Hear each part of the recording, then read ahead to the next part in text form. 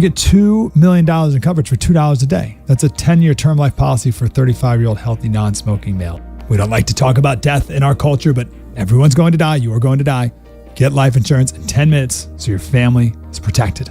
Ethos, ETHOS, ethos.com/free. Rates may vary, billed monthly. Ethos.com/free.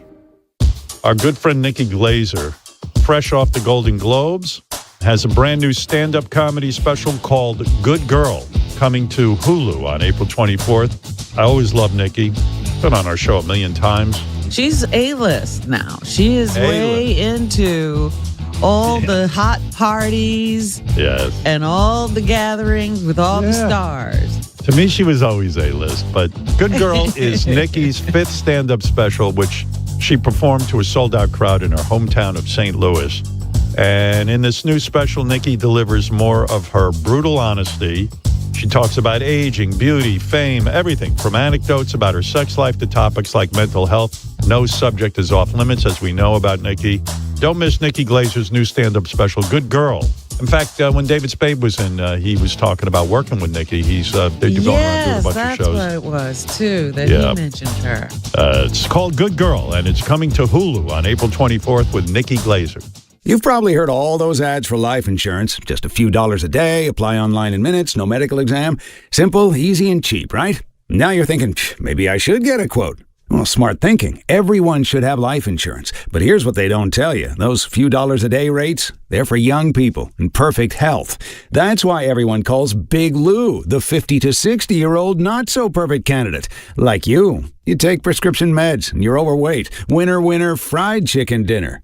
Well, Big Lou works with life insurance companies that want people like you with no surprises after you apply. In fact, if you're a 50-year-old guy with a few health glitches, Lou could probably find you $1 million of term life coverage for about $200 a month.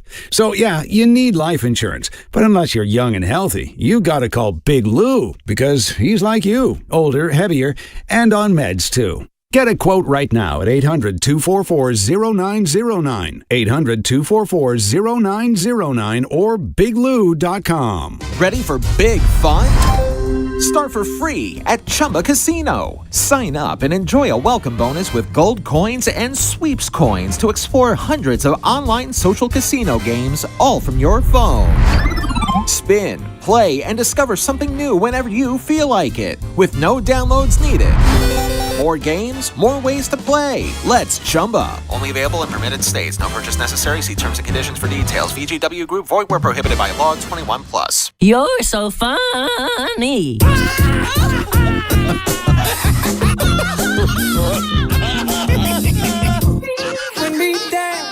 Howard 100. Award-winning actor and Broadway icon Nathan Lane is making his Stern Show debut. I am Max Bialystock. You're looking at the man who invented theater in the square. Nobody had a good seat. Don't miss Nathan Lane, coming up today on The Howard Stern Show. Yesterday, JD had said to me in our daily meeting that he was very upset with the SiriusXM situation with this fishbowl. Right, if you work at SiriusXM, they've got it's a great setup, actually. They've got a big, giant studio in the middle of the floor that's surrounded by glass where I guess if special events take place, special radio shows, you get booked into the glass room, the fishbowl. They call it the fishbowl because everyone in there look like fish when everyone stares at them as they go by. But JD says it's out of control. Is it mostly Andy Cohen who's abusing the fishbowl, JD? Listen, I hate to start things or whatever with people, but yes, I'm not saying he's the only offender, but he is certainly the biggest offender. Two of the biggest events or whatever where you need fucking wristbands to be out in our goddamn lobby were events that were with him. So yes. you were upset because the film The Devil Wears Prada 2 they were promoting, and I guess they had a show in the fishbowl. And what happens is Meryl Streep's a big deal, and Anne Hathaway I guess is a big deal, Emily right? Blunt, Stanley Tucci, the big stars. Oh, they're all in it? Oh yeah, no kidding. Oh yeah, yeah, they're all back. A lot of that Anne Hathaway does it for me. I'll tell you that. She from the pictures I saw, she looked great. I wish I was not. I was unable to see her because security was stopping us at her door. It is a weird thing. It's almost like the rest of us don't matter when special guests come in. And so you're trying to what? Just go around the hall and get to the bathroom and do all that kind of stuff that you normally do? Yeah, go up to meetings. They block the stairs because you can't go up and down stairs. Why? Stairs. I mean, it's a radio show. Who gives a shit? I mean, okay, I understand maybe a little bit of security, but what? So how many guards are there? Like, who are these guards? I don't know. They have, again, these fishbowl events have now become like they need an audience. They need to bring in 50, 100 people. So I don't know. It feels like 100 people at least to watch. And so they're out there blocking the elevators sometimes because they were waiting to get checked in. And then, the security guards have to guard them. And it becomes a whole bigger issue. Why don't they book these events outside, like what we used to do? Go to the cutting room or something like that and do the event. They wouldn't clog up all the traffic at Sirius. You know what I mean? Listen, I thought, and one of the things of working here was like, hey, you never know who's going to be in the lobby. There's going to be celebrities everywhere. You never know what you're going to see working here. Okay, I'd like to be able to see some things, maybe, but I can't. I can't even go to a meeting without using an elevator. So what happens? You have to have a wristband in order to walk through the hall? Dude, yesterday... Did you have a wristband? Yesterday, I didn't even try. Well, let me understand how it works. Yes. So you work here, and you're walking around in the hall, and then a security guy says, "Hey, you, don't walk here." Is that what happens? Yeah. Can you use the other way? Can you walk around the other way? I'm like, Jesus, man, I would blow a fit. You know me, I would not put up with that. And listen, yesterday, Devil Wears Prada 2, big deal. I totally understand. That I can justify. Is it annoying? Yes. If it were like one out of, but let me ask you something. Yes. Well, who's the big deal there that they got to keep protected so much? Well, Meryl Streep? So hold on. Most people work here wouldn't even know who she was. It's not even that anymore. They did this for people for Summer House, this dumb Bravo show. We needed wristbands to go be out in the lobby for that. Summer House? Exactly. What is that, a reality show? Yes. Yes. They should interview them with Jeff the Vomit Guy and the rest of the Whack Pack. What are you talking about? I mean, they blocked off security for Summer House? There was like a bar they had for them. I'm like, what the fuck is going on? Why does Andy have to do his show in the glass? I love Andy. Let's not get this wrong. But why is he, for Summer House, why has he got to be in the fishbowl? Listen, I like Andy too, but this place is... He's turning this place into Bravo XM. It's Sirius XM. I don't want to work at Bravo XM. I want to work here. Bravo XM. Maybe they, like Anne Hathaway, or like she's kind of like maybe like she didn't want to see any nerds, like she didn't want to see you in the hallway, Maybe they were trying to protect the only one her. around here, I bet they're not making the big deal. Sirius is making the big deal. Yeah. Well, I'm sure. I came in. Well, you know what it is? They're inviting people from the public up. And so I admire the fact that Sirius is taking it seriously and saying, hey, we're going to have people roaming the halls. We want to make sure we got security locked down. It's mostly for the audience that they have. But I would argue in radio, it is so much better when you don't have a live audience.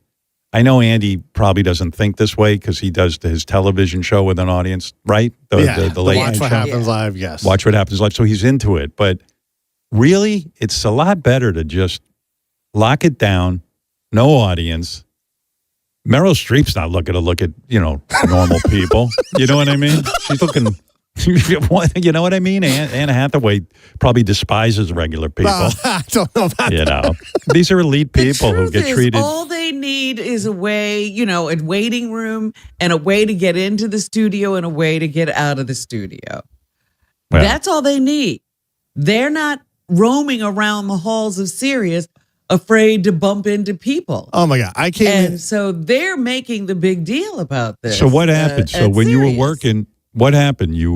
So you didn't have a wristband. Yeah. And when you walked out in the hall, some guy immediately I didn't even try. This has been going on for so long. I know it's not even worth trying anymore because yes, when you come up in the elevator, there was a guy, David Cross, a comedian. I rode up in the elevator with him. Security guy almost turned him away to go the other way. I had to tell them, no, this guy is here to as a guest of a show.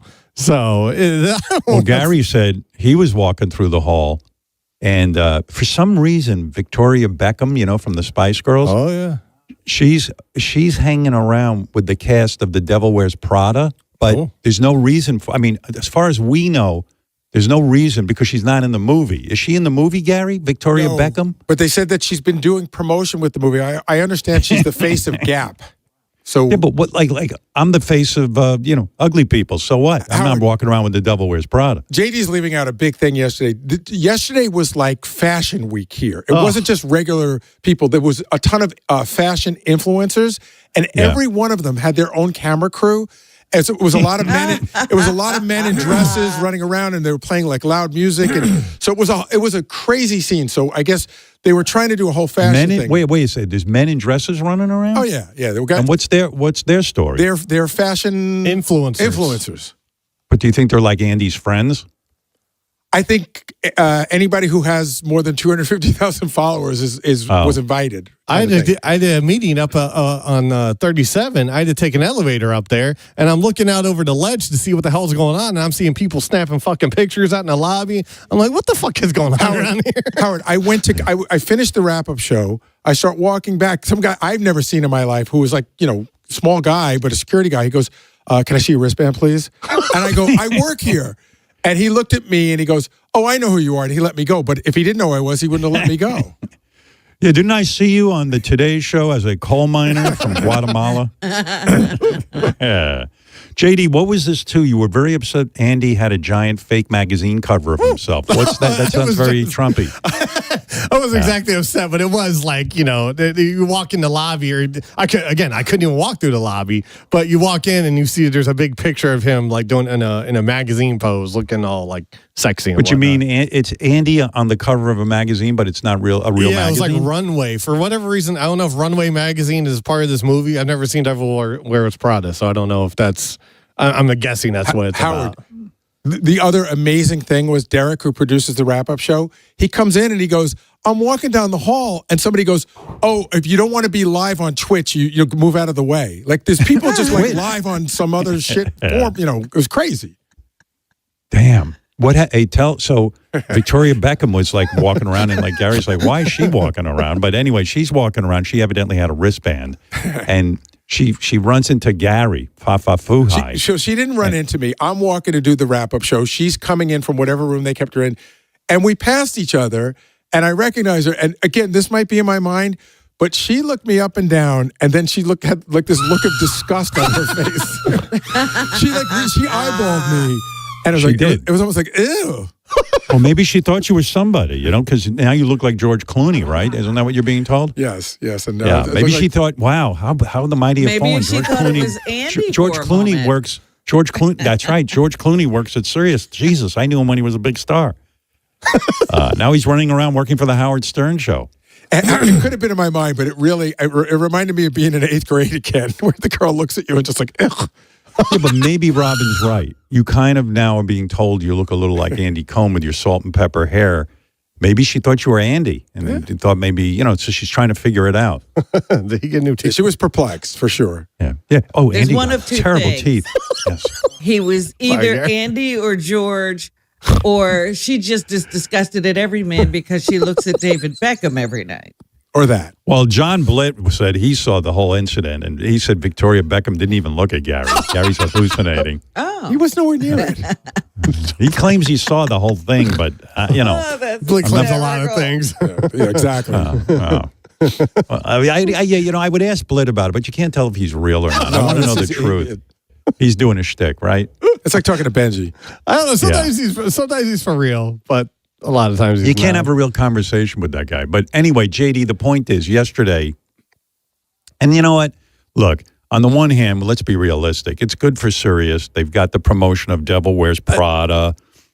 I totally get that. It's good that. for Andy. Andy gets off on that, especially Devil Wears Prada. That's like him going to the Super Bowl. You know what I mean? And, and they put in the fishbowl to get people up here. I guess it's exciting. I don't know if it does anything. I think they invited the influencers, Howard, to like drum up. They really went out of their way to make it very exciting, and it was, except for if you have to work. And I understand the tight security, JD, only from the, I mean, it's annoying, but in the same sense, you got 100 fucking so-called influencers. You know what influencers are? They're people who don't work and stay home all day and talking to a microphone. You know what I mean? I get that. Listen, we've gone from like hardly any fishbowl events, one every now and then. There were like 2 last week, back to back, and I'm with you. I'm with you. The CEO. And there's more today. We have a Jersey Shore. Hits One, I think, is doing a Jersey Shore. Jersey Shore. Wait a second. In the fishbowl, there's a Jersey Shore? Apparently. I'm guessing. I saw an ad. Now, wait a second. You're talking about those guys. The Whack Pack is more famous than those guys. You don't put them in. The fishbowl's supposed to be if you've got some really major event. So later, like I remember it was like Taylor Swift they put in there. Okay, I get it. But Howard, and then the rest of us were treated like dirt. Get away, Yeah. Taylor's coming in. Right. The Summer House thing was that was annoying as hell. That was the most annoying. What's the deal on Summer House? They were doing some sort of fucking talk in the fishbowl or whatever, and they had like fans and whatnot. They had a bar. And it was just annoying. Yeah, you couldn't come out in the lobby. And the very next day, there was another town hall with like fucking Chris Hemsworth and Halle Berry. And there was like, you could walk through that. And that was fine. You could walk through. I was like, what the fuck? Yeah. I got annoyed when I was up there and they did the Taylor Swift event. And it was cool and everything. But they put rose petals for Taylor Swift's event on the floor. So she would walk on rose petals. And I was like, enough of this. Yesterday at 5 a.m. when I came in, I'm looking in the lobby, and there's a big red carpet out there in the lobby. There was like these busts and dresses as if we worked in a fashion shop. And I was like, oh no, this is something happening today. And John, try to be real for a second. Don't give me the shtick. Listen, I don't do shtick anymore. I'm being very real. Okay. What? When did the shtick stop? It's a New Year's resolution. Always. No. I want to have a real conversation with you. Totally. Was it you saw Gary when Victoria Beckham looked at him and looked disgusted? Yes. Gary says, I was walking with Gary with 2 other staffers, and it was in Gary's mind. She did not look at him. She walked right by us. I mean, she has a very stone cold gaze, but she did not even see Gary's existence. And second of all, I take offense with JD. First of all, he should be excited that we're working at a company that has excitement and there's a pulse and there's energy and there's celebrities. Here's this guy complaining. I am shame on you. I just want to be able to walk around. He's saying, is there some balance that can be created? And he doesn't mind so much for Devil Wears Prada, but he's saying for Summer House. You know what? I've never had a problem. No one's ever asked me for a band. I think JD's angry that he has to walk an additional 15 steps. That's what it is. Actually, no. That is what it is. Hey, fuckhead. They blocked the stairs. I have to take the elevator. I would rather take the stairs. Yeah, that's right. You have to walk to the elevator. You have to Let me ask you this. By the way, I think Kate Hudson is up here today. Yes. So JD, be prepared to get tased. I mean, they're gonna wrestle you to the ground and throw you down. Yeah, her whole show is coming. Yeah. By the way, on our phone is our CEO, the wonderful Jennifer Witz. She wants to explain why the tight security and what's going on, and why JD is experiencing all of this. Let me. Well, I'm not the only one. Oh, yes, Miss Witz. She's here. Yes. It was my order, Stern. I made sure to keep your farm animal staff the fuck away from Meryl Streep. Listen to me, Stern. If I hear your freak staff so much as look at any celebrity that comes through here, I'm catapulting them off the fucking roof. Well, I'll tell you what, Miss Witz. I'm never going to doubt you. You're a wonderful CEO. I mean, this company is thriving, and if you think that my staff. Quite frankly, I wouldn't let Sal near any guests. Maybe you got a point. Stern, it's the truth. You got a fucking sideshow back there, and I don't want them near me. Right. So you're saying that most of the security is there, not for all of SiriusXM, just my staff. Absolutely, Stern. And listen to me. The Devil Wears Prada 2, it's a movie about fashion. I can't have a bunch of fat fucks in Kmart jeans yucking up that joint. You understand? Well, I've said this to you before, and I'm not sucking up to you because you're my boss, but you're an inspiring woman, and the way you think things through is very inspirational. It's true. Stern. Listen to me. If I had it my way, you'd do your show from the Penn Station bathrooms. And I can tell Andy Cohen is your favorite now with his magazine covers. You're both my cash cows. Come on, Stern, listen to me. But I did order bags to put on the heads of your staffers the next time we have celebs here. You understand? I understand. You've got an infectious laugh. By that, I mean I need penicillin. I'm listening to it. But Andy Cohen, that guy shit's gold. Woo! Yeah, well, everything Andy touches is a success, isn't it, these days? He's on quite a run. All these reality shows that he produces, right? Absolutely, Stern. But listen to me. I got to be serious about your staff, okay? I don't want my guests catching scabies. Right. Well, I'll tell you what. JD, yes. I think Miss Witz is saying they're going to continue to harass you in the halls at these town hall events. I'm sorry. JD, next week we're closing down the lobby for a Lou Bega town hall. Woo! Even for Lou Bega, you're closing down the lobby. JD's going to have to take the elevator. Wow. Listen, wow. What if Anne Hathaway gets Gary's foot fungus? I'd burn down the fucking building! Ah! Well, according to Gary, Victoria Beckham saw Gary and almost threw up. I'll tell you that, Miss Witz. Absolutely. Listen, I believe it, Stern. In fact, I heard she filed a formal complaint. I got to talk to HR. Right. Well, you're a CEO, you know, in this dog-eat-dog business of media, for a woman to rise up the ranks in a male-dominated field the way you have. I say girl power, Stern. girl power. I got one thing left to say. Girl power, and God bless SiriusXM Pandora Cohen TJ Maxx. Woo! Cohen? How dare you? All right, thank you. I'm not a girl boss. God damn it, I'm a girl dictator. Woo! Boy, this woman's at work early. It's 7:21 in the morning, and she is there. She's on fire. Gary, listen to me, Stern. Last thing, Gary can lose all the weight he wants, but that face still frightens kids and actors. You hear me? Yeah. Well, we'll keep him out of the hall. Don't you worry. I don't want Kate Hudson seeing him. No way. Thanks, Stern. Have a great day. You too. Full of vinegar in the morning. Well, that's how she rose to the top. That woman is full of excitement and energy. It's unbelievable. So, JD, just think you're going to be blocked today by the cast of Summer House, whatever the fuck that is. It's Jersey Shore. The Summer House already happened. It's going to be Jersey Shore today. Jersey Shore today. Yeah. So yeah, is it the same people? What's her name? The Snooki. Little, Snooki. Snooki and Mikey D. All of them. You know, the situation. Every one of them. Yeah. And who ends up interviewing them? Andy? No, this is one. This is for Hits 1, I believe, or Hits, or one of the channels. This one Hits is not or Andy. one. Yeah, let me be clear. Radio Andy is not the offender, but like Lena Dunham. He had to interview her in a fishbowl last week with why? I don't know. They love getting a crowd up here, Howard. They promote Andy it. loves it. No. Yeah. I mean, seriously, it's pretty cool. Andy is the queen of the party, and he doesn't party at night anymore, Howard. Oh, okay. So he has to have his parties in the afternoon when his kids are in school. Robin, yeah, Mehmet made a tape. If you have the clip, Mehmet was recording out in the lobby all the music and stuff that was going on. Oh yeah, this kind of blew my mind. What was the point of this? Mehmet was walking by and he recorded the hoopla going on in the halls yesterday. This is the influencers all yelling while music is playing. Yeah, it was like a disco. I'm in the serious lobby, and this is what I would have blown a It's fit. a little hard to get any work done or have any conversations. By the way, it's 10:30 in the morning when this is going on. Yeah. Or even hear yourself talk. There were people in meeting rooms having meetings while this is going on. They like it. I don't know, man. A good thing. Better I work from home because you would hate it, Howard. You would hate it. If I walk through the hall and they start hassling me, I tell you. Ronnie would have to come over and give you that talk every fucking day. You got to figure this out. Oh yeah, they talk around. He goes, "I don't think we should go through the lobby.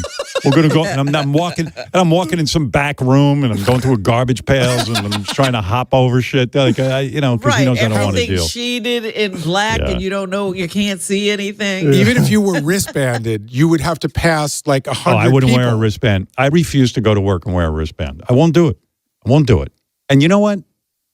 It's weird, too, because the thing that I didn't like, listen, I'm happy if the company's getting guests and there's hoopla and shit. Don't get me wrong, like what Blit was saying.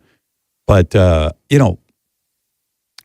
it's like after you do the show, you're a little bit loopy. And then, you kind of just want to get in your car and go home.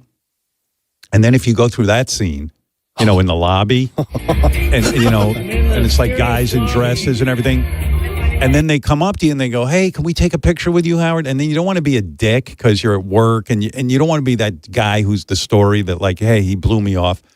But I never went to Studio 54 back in the day when it was happening because I didn't want to even be a part of that.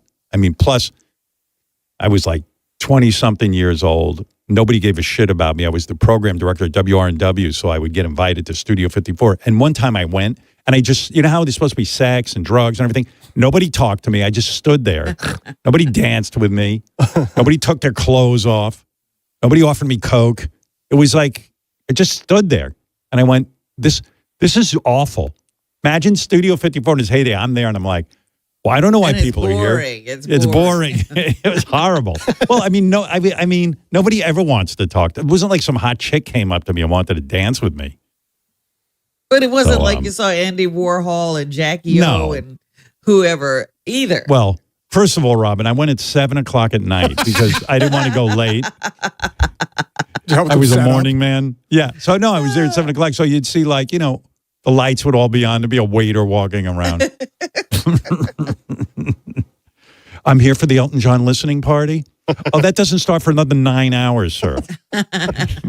Yeah, but I'm ready now. I'd like to hear the album now. It was a disaster. Oh, my God. Well, boys, I don't know what's going to be. You better get ready for the cast of Summer House or whatever it is. Jersey Shore. Jersey Shore. Summer House had their shit. Yeah. Learn to take that alternate route. I have. I didn't even try leaving the compound out of our door yesterday. I just knew just walk right around. Big doings. Uh-huh. The headline is JD hates the fishbowl. And, you can see why. No, but actually, I mean, working here is kind of exciting. I mean, there is always something going on in the hall. If it's like it's better than any other workplace from that standpoint. Like you walk around and you run into Victoria Beckham. That's pretty cool if you can, if you can deal with all the security checks. And the looks that Victoria's going to give you. Well, according to Blit, Gary's hallucinating when he thinks Victoria even looked at him. I think it could go either way. I think it's a 50-50. Either she didn't see him at all or she just went, what is that? Isn't that Baba Booey? Ooh. Let's just say our place of work is pretty awesome as long as you have the proper wristband and paraphernalia. That's it. I'm going to work. I don't think your workplace should ever become, what do they call that in HR? Intimidating or toxic or, make you feel bad just because you came to work. I was talking to Mike Trainer, and he's telling me one time he was walking out there and he made eye contact with Nancy Pelosi in the fishbowl, but he was on his way to take a shit. So he felt like, like a farm animal. Farm animal, not an aminal. I felt like she could tell. It's just I didn't. She does know. She's a very smart woman. She is a smart woman. I didn't mean to lock eyes with her, but I really did. I've noticed that since they've kind of pulled a curtain in front of the men's rooms to avoid this exact thing, but she was probably watching it the whole time. Guys just going in and out of the men's room. Ooh, look at that. Look at that young man. Oh, he's holding his stomach. Oh, no. He's taking a shit. Inform security. Yeah, so maybe we do need to be kept away from these people. Maybe I'm on team wristband. I don't know. I'm sort of in the Blit camp. I always kind of did like when I was up at Sirius every day and then something exciting was going on until it came time to leave. And then I had to deal with the picture And it got taking. in your way, yeah. If it moves the needle for the company, then I'm all for it. Yeah. And again, I wouldn't even be against taking pictures with people if I was really handsome. But, Mike, was it you who went out on the street yesterday and you showed people the picture of me next to Ed Sullivan? Yep. And Ed Sullivan was better. Everyone said Ed Sullivan was much better looking than me. That was Jonathan Blit, I believe, who did that piece of reporting. But yes, it was good. You want to know the truth? I don't even want to play it on the air. I'm so humiliated. Not one person thought I was better looking than fucking Ed Sullivan. I haven't seen the two pictures. I don't know. This was These are from the that. pictures that showed up in Rolling Stone? These are the pictures that showed up in Rolling Stone. And I was really complimented by the article. The writer was very complimentary about me and my career and how I deserve to be in the Rock and Roll Hall of Fame and all this nonsense. But the picture of me is particularly hideous. Like I've got turkey neck. It's shot. I remember where that's from. My wife had this event at North Shore Animal League trying to raise money for animals and saving their lives. And of course, I go to support her. But again, they have a red carpet, and all the reporters or the photographers are like 3 feet tall. They're all shooting out from underneath me. And I already know what it's going to look like. And I do have a really good head of hair. And even when Blitt went out on the street with this Ed Sullivan thing, and they showed him side-by-side pictures from Rolling Stone, they even said Ed Sullivan had better hair than me. And he's like bald. Wow. Yeah, like he only has like 3 strands of hair on top of his head. It's just, I look like the Bride of Frankenstein. I look feminine. It's one of the worst pictures. I mean, like, I know I'm not a good-looking guy, but if you see me in person, I'm not that bad, I think. You know what I mean? You know what I mean, Well, Mike? I'm sure that guy who wrote the article would say he didn't pick the pictures, how they have these different No, I'm not blaming him. I've seen a lot of articles written about you, and sometimes when it's an article that does not like you, you can tell they deliberately pick a really bad picture. But this one was being like, put Howard in the Hall of Fame, and they picked a bad one. Yeah. I know. I have a publicity photo, if anybody, where I'm completely lit properly. They climbed up a ladder and took a picture of me. Everything it was approved by me. But they Rolling Stone insist. has a million pictures of you I know. taken by great photographers. They insist on humiliating me. They could have done the one from your book where your hand is covering a third of your My face. face? Yeah. Where's that picture? Yeah. Where my giant hand is covering one half of my face at least? You look hot. It's great. Yeah. I don't know if you want to compare Ed Sullivan full face and yours half covered. That's kind of a giveaway. It's all right. It's like I have a screen in front of my face. When I took the cover for the book, I was like, you know what? I know how to look good. I'll just show my left eye and my hair. And I'll look handsome. And my big long finger is blocking my entire nose. I'm like this. You know how long I perfected that pose? The entire night before I was in the mirror perfecting that pose. But anyway, Blake You look goes like out the on this. Phantom of the Opera. Yeah, I should put on one of those. That's not a bad idea, actually. So hey, why is Howard Stern wearing a Phantom of the Opera mask? Oh, that's his thing now. Yeah. Yeah, when he goes on talk shows. Anyway, I was sitting and listening to stuff, and Blitt had gone out on the street, and I'm trying to put together in my head what we're going to do on the show today. And I'm thinking about Nathan Lane and all this stuff. He's going to be here soon. And then I listened to the Blitt piece where they took the Rolling Stone picture of me and the Rolling Stone picture of Ed Sullivan.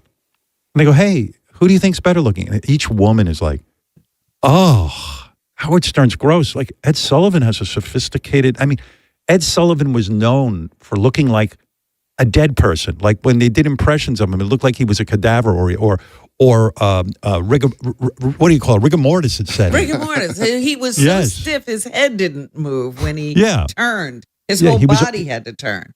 He looked like a monster hosting a television show, and he beat me out. And he's this old, decrepit guy. And everyone was very sincere. They were like, well, Ed Sullivan's a more handsome man. And I went, this just sucks. It's rude. I don't know if I want to play it even. Should I play it and just put aside my embarrassment? John worked kind of hard. You should play it. Oh, fuck John with his fucking ideas. Don't cover JD. Nobody told him to go out and do that. I'll pull a Bill Maher and go, new rule, okay? No more bits where strangers rape my looks. New rule, okay? All right, I'll play it. What the fuck? I might not play the whole thing. It's particularly painful to me. As long as you can take it. Yeah, it's horrible. And it's really, and you know what it does? It confirms my reality. I wanted to put a Phantom of the Opera mask on when I was eating dinner with Beth last night after I heard this. But it's just hard to eat with a mask on. Who do you think is better looking, Howard Stern or Ed Sullivan? Oh, that's a tough one. Ed Sullivan, classic good looks. And yeah, that's a tough one. Classic. Yeah. Classic. But you got to see this picture of me. It's really bad. And I remember I forget who sent me the article, the Rolling Stone article, and all I could see was this hideous. Like my immediate thought was Ed Sullivan is better looking than me. He looks like a human being. What does Howard Stern look like? Kind of like Weird Al. I'm going with Ed. Weird Al's better looking than me. That's the sad fact. Why do you shake your head yes? Yeah, Mike knows. Mike. Mike's agreeing. Mike's an honest. Mike's the only honest guy around I've never here. seen. Did I not? I think I've never seen the comparison between you and Weird Al. Really, I see. We've joked about. How about Rhea me Perlman. and Rhea Perlman? Yeah, Rhea from Perlman. Taxi. Sure. Yeah, all right. On stilts. Yes, that I see. Or But Cheers. I'll keep it real with you. Right. No, thank you. Thank you for being honest. They might have the same hair. Yes. Meanwhile, I have a good head of hair, and people are making fun of my hair. Ed's pretty hot stud. Yeah, why? Howard is like a wild wildebeest. Ed Sullivan. He's got that old-fashioned New York look. And what kind of look does Howard have? He needs a haircut. I would say Ed Sullivan. Howard Stern's not a good-looking man. I think he looks like an elderly woman. Ed Sullivan, all the way. Why? Howard Stern's hideous. Skeevy. Really? He's very skeevy. Skeevy. I'm the least skeevy guy. I'm like we were looking at a picture of Travis Barker this morning licking his wife's feet. He's married to one of those Kardashian gals. And I'm so not skeevy. I'm like, why would somebody lick another person's foot? I don't eat ass. I mean, I'm not up to anything skeevy. John should have told him that. I don't know if Ed Sullivan. Skeevy people never look skeezy. Skeevy. Yeah. Everybody met Jeffrey Epstein and just shook his hand and went on. Oh, yeah. Nice looking man. Strong jaw. Yeah. Attractive. Yeah. Jeffrey Epstein's better looking than me. It kills me. It just kills me. And I know if I was good looking, I mean, there would have been no stopping me in life. I could have, with my dynamic personality. Come on. Should we not send John out with a picture of Jeffrey Epstein and you? You don't want that? No. If he does, he's fired. What if it's he's really fired? hot? I'll fire him on the spot. A great I'm sorry. picture of you. No, don't embarrass me anymore. I can't handle it. It pains me that Ed Sullivan beat me in a looks comparison. I mean, it just goes on and on. It's just 54 more seconds of Ed this. Sullivan. Why? He just looks more classic. And what does Howard look like? A mess. A mess. Yeah, it's a particularly bad picture too. The cackle. Yeah, the cackle. It's awful. What am I going to do? It's the face I was born with. Listen, you look at where I come from in terms of my genetics. It's a miracle I even I don't look like the fucking kid in Mask. You remember that movie with Cher? Beautiful movie. There was one time, and I'm not making a joke, and this pains me to this day. They went out on the street with a picture of me and a dolphin, and the dolphin won. I'm not. You remember it? All right, listen. It was rather have sex with Howard Stern or a dolphin. Probably a dolphin. I'm not a fan at all. He just really gets on my nerves. A dolphin! It might. A bunch of young gals. I'd fuck a dolphin over Howard Stern. Yeah, that one's very painful. Very painful. Well, dolphins have that little smile, their mouths. Yeah, I know. They're better looking than me. Yeah, but they're lying. Yeah. Let me tell you. Who's lying? They get in a room with you and the dolphin, they're going to have sex with you. I don't know. I think, personally, I agree with them. The dolphin's more fuckable. And a better conversationalist. Better. He might be bigger. Oh, but then again, Howard Stern got money. Yeah, I'm sorry, Howard. We coming for there you, you go. baby. I'll see you soon. Yeah, money wins. Sadly. Oh, God. Who's better looking, Howard or Ed Sullivan? I'm not going to forget that Blit did that to me. Terrible. Awful. Shame on him. I don't know how they found a good picture of Ed Sullivan. You know what? It's not a good picture of Ed Sullivan. You have to see it. He looks horrible. He looks like your grandpa. He always looked horrible. Yeah. And I look worse. And I'll be honest, I agree. Oh, here you go, Robin. You can see these pictures. Oh. He looks good, guys. I look so shady. There is just no way. Look at my that hair. He looks better than you. Oh, my God. You love me so That much. picture's not that bad, even of you. Yeah, okay. All right, guys. Okay. Get rid of it. And you know why that picture's so bad? It's that fake smile. My wife goes, why don't you try smiling on the red carpet? You'll look so much better. And it's like this smile that looks like a half a...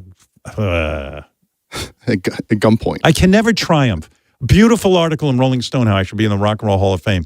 And then they put a picture of Ed Sullivan next to me who looks way more handsome. And he's in those sepia tones. Oh, it's awful. Yeah. It look like 5 strands of hair on his head. And it's all, what kind of a hairdo is that? It's all combed greasy. back. Yeah, all greased back. Yeah. That was the look. That was all they had. That was the look. Yeah. What's my look? That's why the Beatles blew people's fucking minds. Like, your hair's not slicked back. What's going on? Yeah. It's true. It's so true. It is true. Yeah. Anyway. Did you see, you going to see, what is it, the cast of, what's that show? Jersey Shore? Jersey Shore? No, Jersey Shore, yeah. I'll avoid it. I'll take the long way to the bathroom if I have to. You just want to, stay out of their hair. Sometimes you see cool shit. I know you're not a big fish guy, but the Trey did an acoustic set there a couple years ago, and just a few of us happened to catch it. Don't get me wrong. I love the fishbowl. I mean, I think it's great. It's good for the company. They got people up there. But I know what JD's talking about. Like, it's such chaos that you're just trying to get around and do what you want to do, and you can't. And you feel like a second-rate citizen. And I understand that, you may have to have extra security for Taylor Swift. Yeah. But there's no mob outside for The Devil Wears Prada trying to get up here. Taylor Swift. No, what you're missing is that there was like 100 influencers, and that's what I think they brought the mob with them. That's why the place had to have security. Well, that's what I'm telling you. By the way, speaking of you shitting, sure. Will Murray told me that he heard you shitting yesterday. Yeah, we were in the bathroom. I wasn't like, You know what, though? When I shit, unlike you, man. Hi, buddy. You know what's weird, Will? What? I know what you mean. Like, when I shit, especially if rarely do I shit in public. I can't remember the last time I did. I don't even know that I ever have. But damn, I'd be quiet as a church mouse. Like, what kind of noises is Mike making? So we walked to the bathroom together, and I assumed he was going to take a piss. But then, he went into one of the stalls. I'm like, oh boy, this is going to get rough. And sure enough, there was some sound. And he was trying to be discreet. I think 'cause he knew I was still in the bathroom. It was awkward. I didn't mean for us to start a chat on the way to the bathroom, but we were talking about the show. And then it's like, well, what am I going to do? Stand at the urinal and pretend to pee? It's like, I'm going to keep it real. Well, let me ask you something. Yeah. Is he one of those grunting kind of guys? Or is he like, no, he was definitely trying to be quiet about it, but there was sounds coming. Just once you left the room, the real stuff started. I could hear when the door closed. Those were all ass sounds. It wasn't the mouth sound. No mouth. How soon when Mike sat down, how quick did it happen? It was very quick. I was surprised at how I was like, did he get his pants down in time? There was an initial volley, but Mike, did you forget to pull your pants off and just shit right? Once he left the room, it was when this is an actual recording. These aren't drops. Were you trying to quietly release gas while Will was in there? And it just lift a cheek, have strategy. It's so embarrassing. Yeah, I know. Were you doing the courtesy flush thing? It wasn't a prolonged thing. I was in and out. I was back out very shortly after. Well, the CEO, Jennifer Witz, told me the whole cast of Summer House complained. They heard it. Well, good. They're not coming Get back. Get out of here. I don't even know what that is. That could be a show we made up as a bit. I don't even know what that is. Will, were you shocked how quickly Mike went right into shitting mode? Like, usually it takes somebody a couple of seconds. He clearly was holding it and just kind of waiting for me to leave, but he didn't. It didn't work out that way. I did my best. I also rarely shit at work, I will say. This is like it was an off time, It figures, and the one time you go, Will's there with you. I don't shit. I was traveling last week, and I tend to shit less when I travel. My body just doesn't do it. So then I got home on Sunday. So Monday it was like, all right, this has just got to happen no matter where I am. Yeah. Well, as soon as he went in the stall, it's like, all right, I got to get out of here as soon as possible because I know he wants to shit in peace. He doesn't want me listening to it. But we were talking too, and I was like, should I continue making small talk? No. It's like, the show's going good though. That's my move. Like, I'll continue talking to try to talk over any sound that might erupt. I should have been loud, and that would have been smart. Will, did he bring anything in to read with him, or No, that could have been a clue? No. Like I What said, you doing there? Did you have your He did you have was your phone? ready. I kept it quick. It was all business in there. I didn't have my phone. Yeah, out. Robin. He was locked and loaded. He was ready to go. Yeah, he knew this is time. It's time. Will, were you shocked how quickly he went into shit mode? Yeah, like I said, yeah. No, it was very fast. Yes. Did it smell immediately, or No, I didn't wait for that. I got out of there before. I mean, that bathroom always kind of has a scent to it, so Yeah, there's always a residual shit smell. You just added to. Yeah, the bouquet. You know what I'm good at? It's almost like playing the guitar. I'm good at, like, if I sense some sounds are going to come out, I flush and I can drown out the sound. You know what I mean? I can. Right. Those toilets Try don't. They to have like time it. they have auto flushes on them though. Like you have to do reach they? around and hit the button if you really want to try and do it. Sometimes it goes from me sitting down, and then you get sprayed by Yeah, water. oh, Like, God. yeah. Oh God, I hate that auto flush because then you stand up and you're ready to leave and you're waiting to see that everything gets flushed down and then it doesn't, and then you're like, what do I do now? Some people working I don't love have the that. people who can't find the button, Yeah. and then you walk into a big. Yeah, some people aren't concerned. They don't look back. They Yeah, just walk away. I don't find that button because I don't want to touch that fucking No. button. You can wash Yeah. your hands. Well, according to Will, Mike would need a marching band to match the sound of what was going on in there. All right. Like, what It's kind of accurate. sounds did you heard? You heard like, you know, I heard the initial kind of plopping, and then as I was leaving, I heard some explosive noises. I didn't time it well. I think he was waiting for me to get I was out. trying. oh, you heard plopping into the bowl. Again, this was an unusual occurrence. Like there was the Nancy Pelosi incident, and then this. Not a lot of shits in between. Wow. Yeah, Poor Will. bit scarring. I'm sorry. Yeah. I'm sorry. Your ears are still ringing. It sounds like Oh, I heard please. the initial plopping. Maybe I should start using your bathroom here, Howard. These guys, please don't. These guys who, you know, the guys that I like are the ones that are in there and they're like, you know, you know, like it's like childbirth. Like they're shooting a porno or something. They've got to make noise. Why do they have to make noise? I don't know. All right, thanks, guys. Yeah, you're there you welcome. go. That's the shenanigans going on here at the radio station. You know, I feel bad for people, you know, like that really is a private act. Only we make I these know. public bathrooms and the stalls never have, you know, they never go up to the ceiling. They stop halfway. So all the sound is available.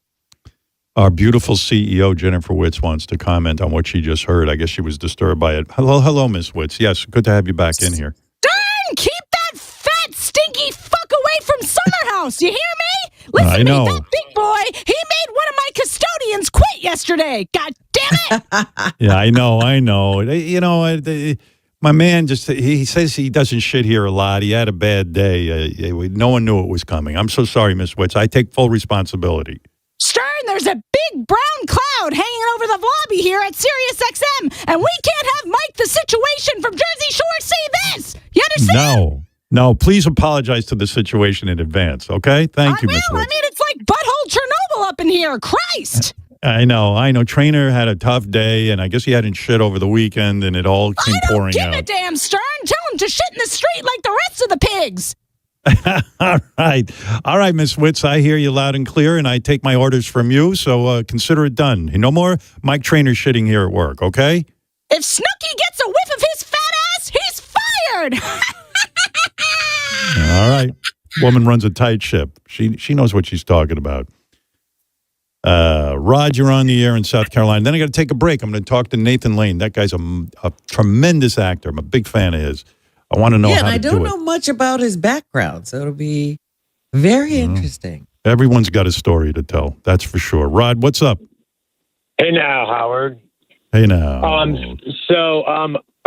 want to say maybe a month or two ago, a couple months ago, Gary was here in Charleston, and you know, Gary likes to talk. So he was in a restaurant, and he's letting people know that he's moving to South Carolina. Did you know that Gary planned on moving to South Carolina? Oh, my God. You just brought up the funniest topic. You know, I got Nathan Lane coming in, but I'll give you the brief. I'm sitting in a meeting about 2 months ago, probably, Rod. I'm sitting in a meeting. You know, I'm doing my thing with the show, and we got, you know, it's the staff and blah, blah, blah. So someone pulls me aside and says, Gary's wants to move to South Carolina or something. I go, what are you? So, I guess he's retiring. They go, no. He wants to work from South Carolina. I said, what the fuck are you talking about? Who said mean that? Gary wants to work? Gary wants to work from South Carolina. I didn't one say of these that. guys. Swayze. I said, No, I just said I'm looking for a second home, and I might be looking at South Carolina. I never said I was moving. well, there. I blew myself. I said, you tell Gary he could move to South Carolina. He ain't work. What is he, retired? Semi-retired? Dude, this is fake news. I didn't say I was going there to work. Well, anyway, just know I was bad. Okay, you're buying a house. Okay. It's an area that Mary and I like. But, listen, I live South way Carolina. closer. What are you going to be in South Carolina? Where are you moving to South Carolina? Great city. Charleston's a great city. Yes, it's the best city in the country, I would Great city, say. Howard. Outside Bill of New Murray York. lives So there. what are you going to do? You're going to buy a house there and do what? You're going to sit there? Well, what do you do in That's a not house? But I don't. But if you got work, listen. You Right, still and when have to I'm- come when- to work. Right, but when I'm not working this time, you can. When are you not working? When you have vacation? You take as much vacation as I do. No, but I take Well, enough that's what that I it's mean. worth You having it. don't need a house in South Carolina. You're fine. Maybe that's where I want to end up. Right. So when you retire, you'll go to South Carolina. Yeah, but I might not find a house for another year, and then there's another couple. I mean, are you going after the end of this contract? I'm not positive you are, so I just got to be ready. Listen. I gotta go after the end of this contract. It's ridiculous. No one my age is working anymore. I got maybe one friend, Dr. Lou, still working. All my friends are retired. I'm younger than you. I know. Why am I working after this contract? I don't know. When am I going to get to smell the fucking roses in South Carolina like you? He's going to 2 Bruce Springsteen concerts, not 1, 2. He's having the time of his life. Yes, I got word this morning. Yeah, you got word from me. Oh, that's right. He gave me the word. He figured he better bust himself.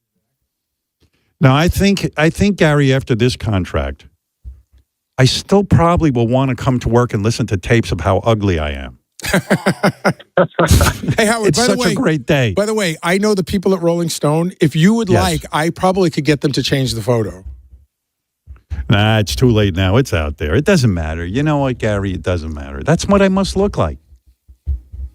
I mean, how many times can I yell at photographers to climb a ladder? I mean, it's embarrassing. You're too hard on yourself. That's all I'm going to say. You're kind. All right, go live in South Howard, Carolina. Howard, What? Can I Yes. ask Gary a question? Sure. Quickly, I want to talk to Nathan Lane. We're gonna. All right. Yeah. Gary, tell me what was your favorite restaurant when you were in Charleston? Gary, go ahead. I liked. I think it's called Hall's Chop House. Love that. But I went back there when I was there last week. What is that? love A Hall's. steakhouse? Yeah, it's a steakhouse. It's great. Yeah. Those poor cows had to be eaten by Gary. And A beautiful cow. I also like the chubby fish. Yeah, You like chubby fish? is amazing. Amazing. Great, Howard. Great food scene down there. Amazing. Yeah, I'm sure it's wonderful. I'll come visit you. I doubt that. All right, thank you, Howard.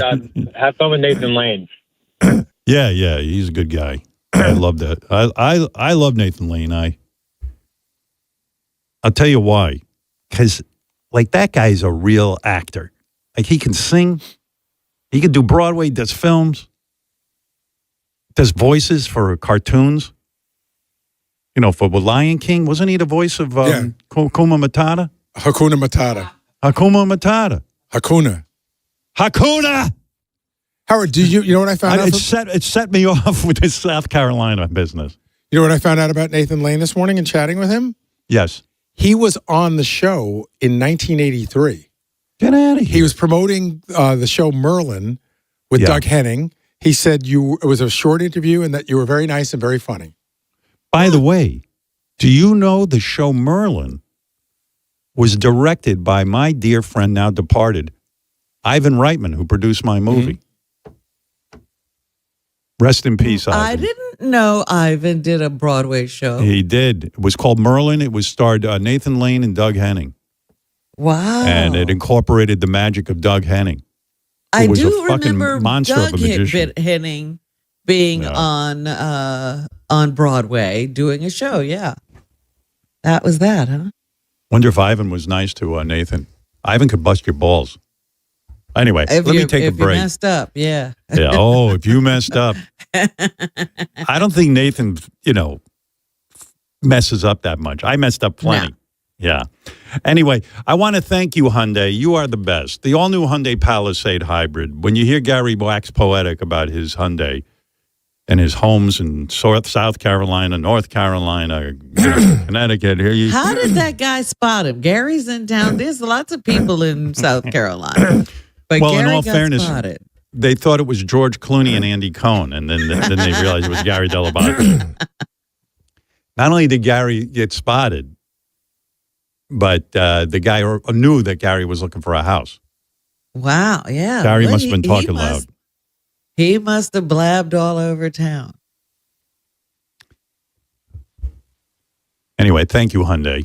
And thank you for making Gary so happy, because he's got 2 Hyundais now. Go to HyundaiUSA.com.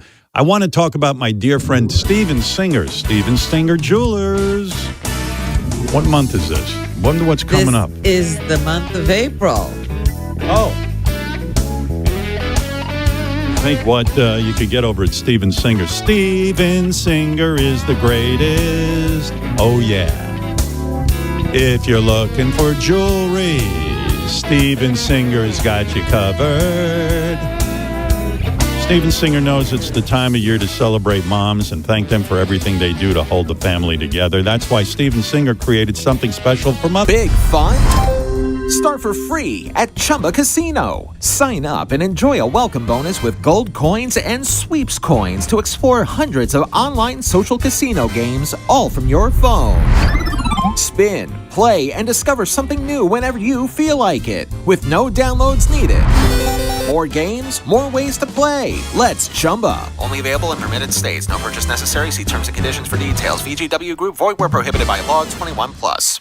My name is Christine, and I'm a widow. My husband, Ryan, died. He was a healthy 34-year-old, and 3 months later, he was gone. Thankfully, he had the foresight to get life insurance. Because we had the 2 small children, he decided it was important to get it to make sure that we would have enough in case anything ever happened. The bills were covered, the mortgage was paid, so I could focus on my kids. With Ethos, getting life insurance is fast, affordable, and 100% online. You can get a quote in seconds, apply in minutes, and get same-day coverage. No medical exam, and you can get up to $3 million worth of coverage. We truly don't know how much time we have. Life insurance didn't take away the loss, but it did give us the time and the space we needed to just grieve.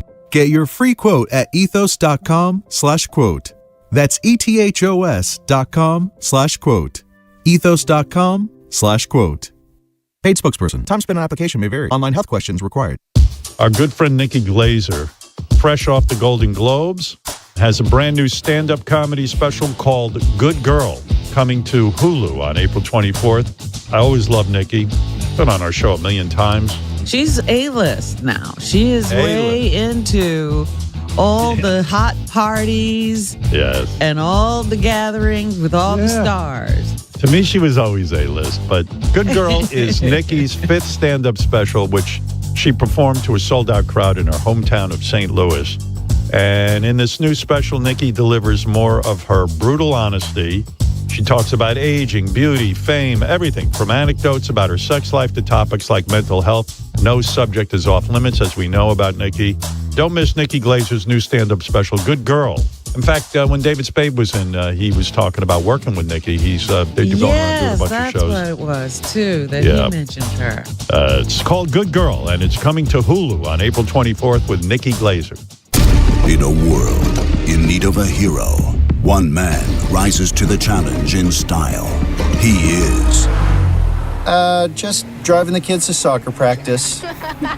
Make every day feel epic in the all-new Hyundai Palisade Hybrid with up to an EPA-estimated 619 miles of range on select trims, advanced tech, and class-leading interior space. Visit HyundaiUSA.com or call 562-314-4603 for more details. And hey, come on, no cleats on the seats. Award-winning actor and Broadway icon Nathan Lane is making his Stern Show debut. What does that mean? Who knows? I don't speak Yiddish. Don't miss Nathan Lane coming up next on The Howard Stern Show.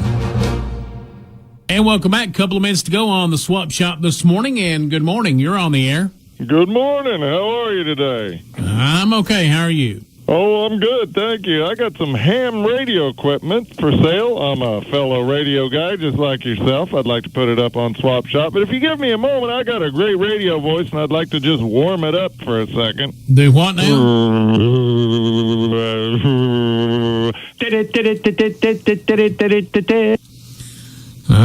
Okay. All right. Next. Good morning. You're on Swap Shop.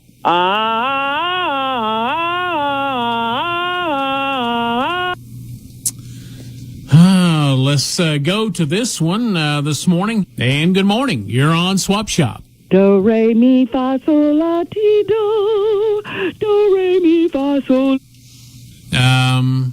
Let's continue on. Good morning. You're on Swap Shop. Ooh. All right. Friends and neighbors, that will wrap it up for today. So long for now. If you've got something that you don't need, swap it, trade it for something new. And if there's something you like a lot, why don't you try the Swap Shop? Oh, I could eat a whole damn box, then make some sweet brown rocks. I'm a Metamucil man. Hot fiber in my can. Healthy duty is my plan. Goddamn, I'm a Metamucil man. Chicken, can I help you? Hey, this is Diamond David Lee Roth here, and I want to order some chicken for my whole crew. We're rehearsing for the tour, baby. You guys ready for the order? Yeah. What do you want? All right, listen to this. I want some mac and cheese. Cheese! I want some mac and cheese. What cheese? What are you talking about? Are you ready for this, for the next order? Yes. All right. I want some hot. I want some hot wings. Could you give me some hot wings, friend? How many hot wings? Hey, give me a whole bunch of them. How much? Give me a whole bucket full. All right, come down. Well, hold on a second. I got to give you the rest of the order. Go ahead. I want a side of fries, wow, and a side of coleslaw. Chicken. Yes, listen, we got disconnected. It's David Lee Roth calling back. There's one thing I wanted to add to that order. I'm very busy here. Do you want an order or not? Hello, sir? Yes. There's something I have to add to my order. What do you need? You ready? Go ahead. Okay. Homila babala zibala bubala homila babala zibala bop. Chicken, can I help you? Homila babala zibala bubala homila babala zibala bop. Hello from the other side. I must have called 1,000 times to tell you I'm sorry for everything that I've done. But when I call you, you never seem to be home. Hello from the outside. At least I can say that I tried to tell you I'm sorry for breaking your heart. But it don't matter, it clearly doesn't tear you apart anymore. So sorry to hear that. Finally, really. You know what? I was thinking about you. But you're a venerable, legendary interviewer now. Well, hey, listen, so they say. You're like the new Charlie Rose. Yeah. Except you keep your robe closed, if you know what I mean. Yeah. Well, that's a crazy story when you think about it. Just keep your robe I try closed. not to think about it. Can you imagine Charlie with it? Can you imagine Charlie running around? I knew Charlie for years. I knew Charlie so many years I did his show ago. many times. I He knew was Charlie. He was always very nice, but I'm he trying wasn't to. interested in me. Yeah, because clearly he never opened his robe around you. No, never, no. Well, he really was talked never about in a it. robe on the show. That would have been interesting. Don't you think it's, when I think of you, I think of like show business, and I'll tell you why, because you do it all, and I know you've heard this a million times, but not only do you act, you sing, you can do Broadway, you can do movies, you can do a fucking NyQuil commercial in your sleep. I mean, it's like you're to me, you're an actor, you know what I mean? And When Well, you were a thank kid, you. like, did you ever imagine that could be your life? Because when you grow up in New Jersey, you're from New Jersey, right? Jersey City, New Jersey. Nobody looks at you and says, you know, you didn't have anyone in your family that was in show business. No, it seems like no. it seems unobtainable, right? It's just crazy. Yes, and living in Jersey City, it seemed so far away, so near and yet so far, and so yeah, it was just a dream. And When you were a kid and you would say to people, "I'm going to be like," I don't know if you walked around saying like, you know, one day I'm going to be on Broadway or I'm going to be an actor. yes, and then they would beat you up. Right. Did you get beatings in school? No, I was sort of a class clown, or really more of a class wit. I would sit in the back and whisper things and make people laugh, and so I somehow was able to deflect violence by being funny. I was a short, chubby kid, and so it was a defense mechanism, was being funny. Because Sure. Jersey City was pretty rough back then, right? I mean, it was not a high-class neighborhood. Well, yeah, it was a working class neighborhood. I mean, it was an Irish Catholic family, and we were in the Greenville section of Jersey City, and I had 2 older brothers, and yeah, we were. My mother was she worked as a secretary first for Manischewitz, and then later for the prosecutor's office in Jersey City. She was a part of the secretarial pool. And then my father had been a truck driver, and then later went into local politics. And your dad? Yeah. Did he win? No, he worked for maybe one of the most corrupt administrations, a guy named John V. Kenney, V for Vice. And he worked for him. And, I guess he had some ethics, and he was uncomfortable doing some of the things he was being asked to do. And so he didn't really succeed. I think he ran for a councilman seat, and it didn't work out, and a guy who was more open to the shenanigans of Mr. Kenney won, and then they got him a job working for the city, and then he started drinking, and he developed a serious drinking problem, and eventually drank himself to death.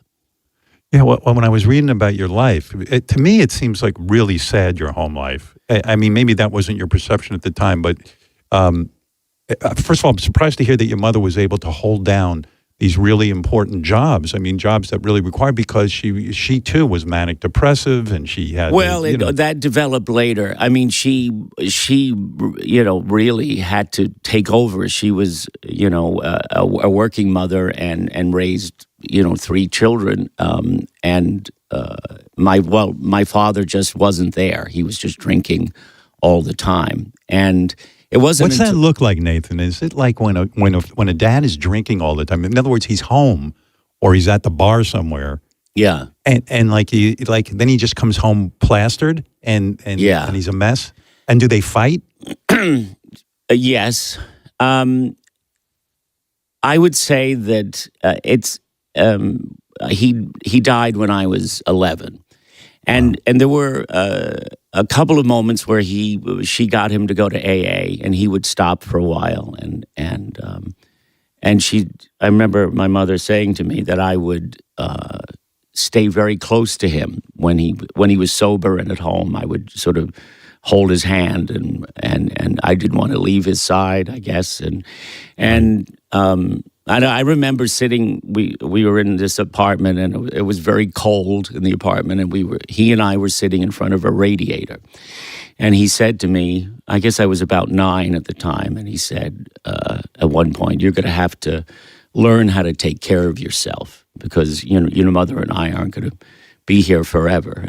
And that's terrifying to a 9-year-old. Why are you telling me this now? And although it was sort of prophetic in its way, and then I can remember, I have a memory of him I was walking to school.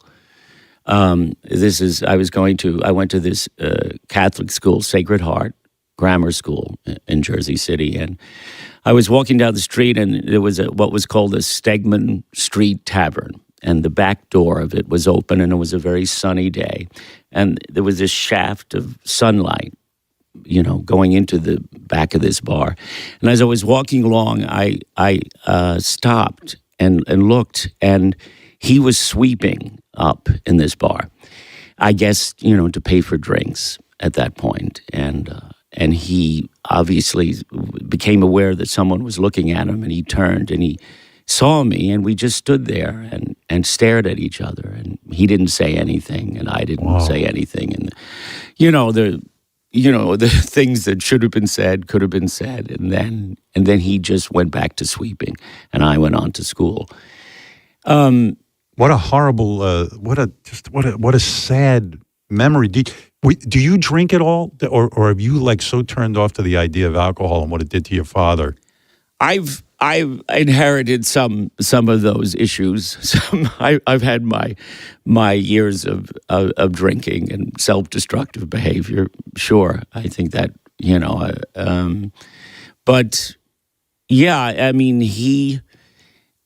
You wish you could go back and ask a few questions, and what was going on, what was driving him. I remember my brother Bob. I have two older brothers, Bob and Dan. And Bob, at a certain point, my mother moved us away. We left him. She had given up trying to help him, and because he wasn't contributing to the household, he was just drinking. My brother Bob went to see him and to try to get him to eat, and he still was in this same apartment, and he had taken in two guys who were renting a room, and he said to him, "I'm no good to anybody. I'm just gonna drink myself to death." Jesus. And then he proceeded to do that. It's terrifying. What I remember is that I'm trying to connect here. About a year before that would be 1966. CBS did a special presentation of Death of a Salesman with Lee J. Cobb and Mildred Dunnick, who had starred in it originally, and I remember seeing it and being very affected by Lee J. Cobb and also just. The fact that it was a play made it this special presentation that struck me at the time. And so then a year later, my own father essentially committed suicide by drinking. Right. Oh my God. Well, yeah. I mean, doing Death of a Salesman. And now, so I sort of connected to him in some way. You mean in the way when you prepare to play Willie Loman in Death of a Salesman? Well, I didn't. It's not based on my father. I mean, he was somebody who had to go out and do favors for people and be charming and glad hand because he did become a part of that political scene for a while in Jersey City. But I guess just the notion of a man who takes his own life. Because he in Willie's case, he's doing it for his son. It's the one thing he can give him is this $20,000 insurance policy. And he can finally, by the end of the play, he when he realizes that Biff, his son, really does love him, he's able to let go. And he's able to he's attempted suicide several times, and he's finally able to do it. And he wants to give him this. Your father had a rough haul, man. I mean, he lost his vision, right? He lost his eyesight. He had very bad eyesight. But there was something. The Irish don't like to talk much about what's going on. I think he just wouldn't wear glasses. If someone had only said, "Please go see an optometrist." But he didn't, and so when he was a truck driver, he was having trouble driving, and then he wound up leaving that and going into politics. Oh, God. And you know, what is it like for a kid growing up, especially when your father's drinking himself to death? Then your mother becomes manic depressive and has her own issues. Was there a burden on you as maybe the youngest child to sit there and be the jester and cheer your mother up and do anything you could do? What is that? I imagine that's the burden in your life. And that's maybe why you became an entertainer. It was about keeping your mother alive and happy. I'm sure. I think that was a part of it. You know, in the beginning, I just think I was fascinated by it all. But movies and television, and you know, The Honeymooners with Jackie Gleason, and things like that. And my brother, my oldest brother Dan, was a teacher. He became a teacher, and he sort of took on a parental role with me. And he used to take. He's really the person who introduced me to the theater. He took me to see plays in New York, and so I think that was the spark. But sure, I think when I was a child, I had a kind of bad club act I would do for the family and do impressions and entertain people. But you know what happens when you lose one parent and the other parent is, you know, she just, after my father died, and before then my grandmother had died, her mother. And I think she had kind of a nervous breakdown, and then it wasn't diagnosed for several years, but she was at what was then called manic depression. Nothing worse than the burden of the child having to take care of the mother. Yeah, you grow up very fast, and you become the parent. And my two brothers at that point, I was going into high school, and they were both getting married, and so it was just my mother and I at home. And she went through, several years of different phases of manic depression. She'd be incredibly depressed and suicidal, and she just would sit in a nightgown and she wouldn't bathe, and you had to, I would cook and take care of her, and then she would be hospitalized. I can't believe we're going. This is like such a therapy session. No charge, don't worry. Yeah. Well, what would she? So how would that manifest? Well, there was a family figure. There was her brother was a Jesuit priest, Father Joe Finnerty, and he seemed to make a lot of family decisions. And when she was in this condition, she was hospitalized. She was in mental hospitals, at least 2 or 3. And so she would go into a mental hospital, and then originally they said, I remember this doctor or somebody saying to myself and my brother, Bob, she's going to be like this for the rest of her life. And they thought it was an overactive thyroid. They said. Yeah, right. And then, so she would come out, and then she would go through a manic phase where she was wearing mini skirts and buying things we couldn't afford and making long distance calls, and she became very belligerent. And I remember she had a fundraising party for John V. Kennedy. Remember him, the corrupt politician, John V. Kennedy. And I just, and then she would be hospitalized again. And do you think when you started drinking, again, I'm playing pop psychologist, but do you think you started drinking because of your anger with your mother and your father for not being able to take care of you? No, I think, it's a more complicated than that. I don't think it was that. I think initially, for me, it was probably a social lubricant. I was a shy person, off stage, and so it was. And when I came of age, and really in the late 70s, when I moved to New York in like the late 77. So. And I hadn't dated in high school, or I was still I didn't know what I was doing, and then sort of I knew I was different than the other boys. And you never tried to date a girl to just see what the hell you did? I did. But it was a disaster? Well, I remember we were living, I can't believe we're talking about all this. We were living in Rutherford, New Jersey. At the time, it was my mother and I. And she, at this point, to just as background, she had she was going through all these phases, and then my brother Dan moved us out of Jersey City to Rutherford, thinking a change of scene might help. And then she had these episodes where I would wake up and she'd be gone, and she was wandering a highway, and holy cow! She told the police she had been kidnapped, and then she went. She went, I don't mean to laugh, but she went to a local church and caused a scene at the church. It's a long story why, but she imagined that this priest on the altar was this priest she had known. This may explain why there was trouble in this marriage.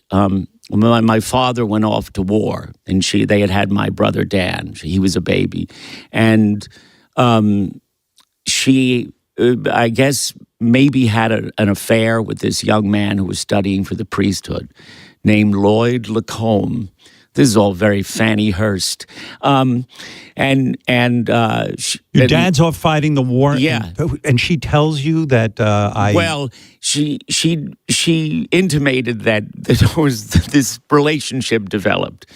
And that I don't know whether it was consummated, but they kind of fell in love. And he was visiting her far too often, and it became something that the neighbors were discussing.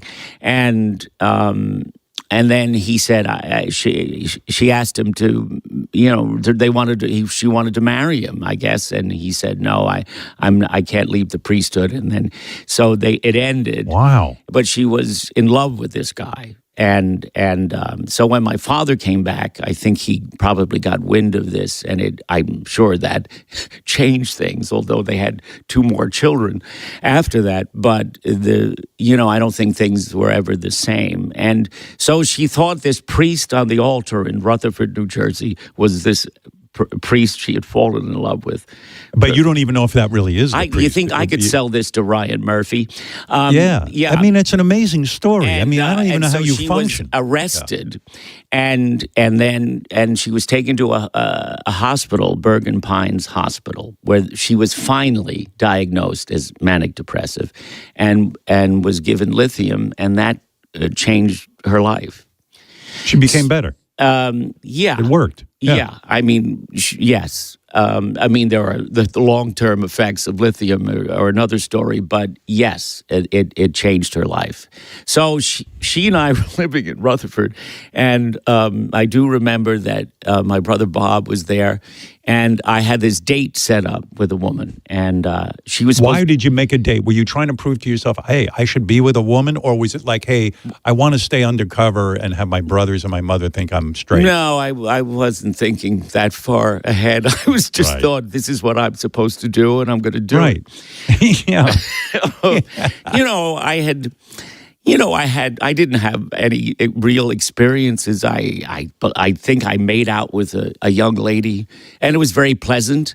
I recall at a party. What grade were you in when you made out? I think I was in high school at that point, and so anyway, I think this was a woman I'd been in a show with maybe, and she was going to pick me up in her car because I didn't drive. I don't drive. And you don't not drive just still? Because I'm Amish.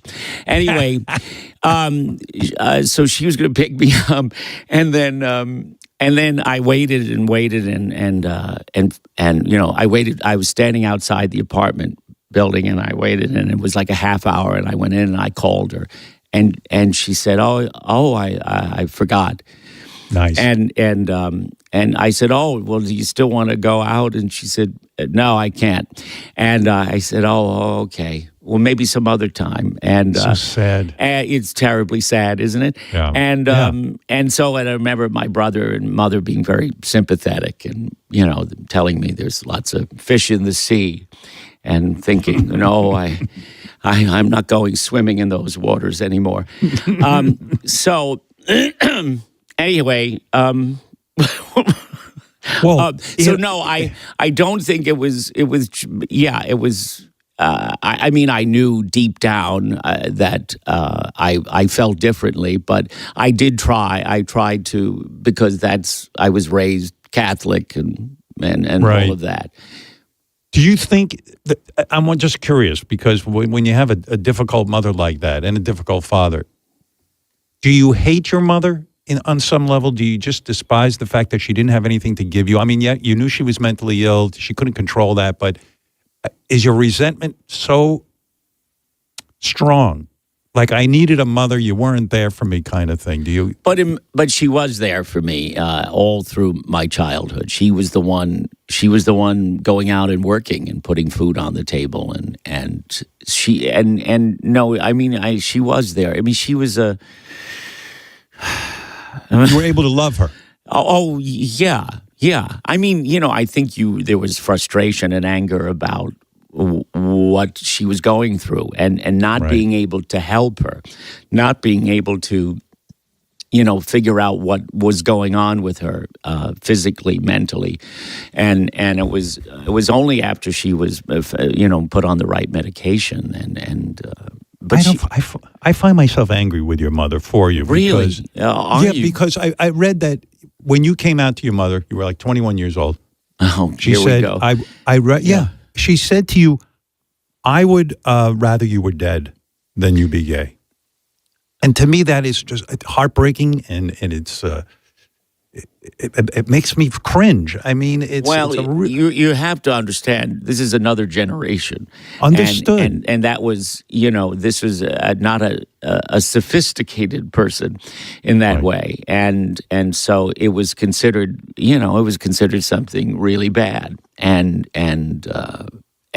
I had, at the time, that was just before I moved to New York. I had started seeing someone, and I also wanted to move to New York because of my career, or beginnings of my career. And so I had told her I was seeing a girl. I didn't want to tell her, but before I left, we had been through so much together, and I had never lied to her, and I sat her down and said, look, I know you think I've been seeing a girl, but actually I've been seeing a guy. And she said, and she looked shocked, and she said, you mean you're a homosexual? And I said, I had never heard it put that way. And I said, yeah, I guess so. And she said, and she said it with, she didn't say it in a vindictive or angry way. She said it with sort of sadness. I would rather you were dead. And I said, I knew you'd understand. Was that the hardest thing you had to do up until then in terms of your life? Strangely, I felt like, I don't know, I was, that I needed to do that. I needed to be honest with her. Right. Because, I had seen her through an awful lot, and felt, I guess I felt on some level she might understand, but she didn't. And then I said, please don't tell Bob and Dan, my two brothers, please don't tell them. Let me do that when the time is right. And then she immediately called them and told them. So I had to deal with that. And my brother Dan, was a teacher. We had a long walk and talk, and he was very understanding, and yet I think he felt probably in some way that he had failed me. He did ask the typical question of, do you think it's maybe just a phase? And I said, no, I don't think it's a phase. But and then my other brother Bob was like, didn't seem to care. He was like, I love you no matter what. That's the best reaction. Yeah. Life is so fucking difficult as it is. And then, this is what drives me crazy about even to this day with gay rights and everything else. how the fuck does it really bother anybody, whether you're into guys or into girls? I mean, it's just insanity. We're living in insane times, and it seems like it's getting worse right now. It seems like people just feel very openly, they feel like it's okay to just sit there and shit on somebody who's gay. It seemed to be changing for a while. Now it again, it just seems pretty bad. Well, yeah. Well, things have changed in so many ways, but that's certainly, I think, a part of it. Yeah, homophobia is alive and well. Yeah, I think so. I'm thinking about you starting out as a young actor too, and I was reading a story about you, how, early on in your career, you're working for George C. Scott, who was a great actor. I love George C. Of course, Me Patton, too. and, he was such a fucking great actor. And he was directing a play, and you were in it, and, you're a young actor, and you want to please him. And he pulls you aside, and he goes, you know what? I love this cast. The cast is so great because there's no fags in the cast. And when you're a closeted gay man, you probably want to scream at the motherfucker. Like, you just want to go, Jesus Christ. Well, George was, he had a lot of issues. He was a complicated gentleman. But yes, as you said, a brilliant actor and sort of certainly an acting hero of mine. And we were doing a revival of a Noel Coward play called Present Laughter. And he was playing the Noel Coward role, which was a stretch. But he was brilliant at comedy, and he wound up being wonderful in the part. So it was a first read-through. I remember the New York Times was there. They were doing a piece on him. And so we had finished the read-through, and he said this. He was talking to someone. This is what actually happened. He was talking to someone, and he did say to them, what I like about this cast? No fags. And I remember looking across to, I certainly I was out to people in the company, and I looked over, and it was an actor, Richard Woods, who was gay, who looked very upset. And then Dana Ivey, a wonderful actress, was sitting next to me, and she leaned over and said, I'm sure he meant that in a nice way. But in spite of that, in spite of his conservative, let's call it conservative side, he was incredibly kind and fatherly to me. Really? He loved me and was so encouraging, and it was. I remember that he, the first couple of weeks, he called me Norman. He would say, Norman, do this, go over here, Norman. And finally I had to say, George, it's not Norman, it's Nathan. And by the way, I loved you in MacArthur. No, right. He just... He was an alcoholic, wasn't he? Was he a heavy drinker? Yeah, sure. Yes. He wasn't busting your balls by calling you Norman. It was he was just out of it. I think he was. Well, no, he wasn't. He had made a promise to the producers at Circle in the Square that he wouldn't drink through rehearsal and previews and opening. And then when the show opened, it was a big hit. And I remember after a matinee, we were walking down the hall, and he said. And he turned to me and said, that's it, I won the bet. And I didn't know what he was talking about. And I said, what bet? And he said, I bet it was Ted Mann and Paul Libben that they said I couldn't stay sober through all this period. And now I'm going to go out and get shit-faced. And I said, oh, all right, have fun. And then he was out of the show for a week. And God. And as a cast, I remember we called him and left him a message pleading for him to come back. The show was a big hit, but people were leaving in droves when he wasn't going to be playing.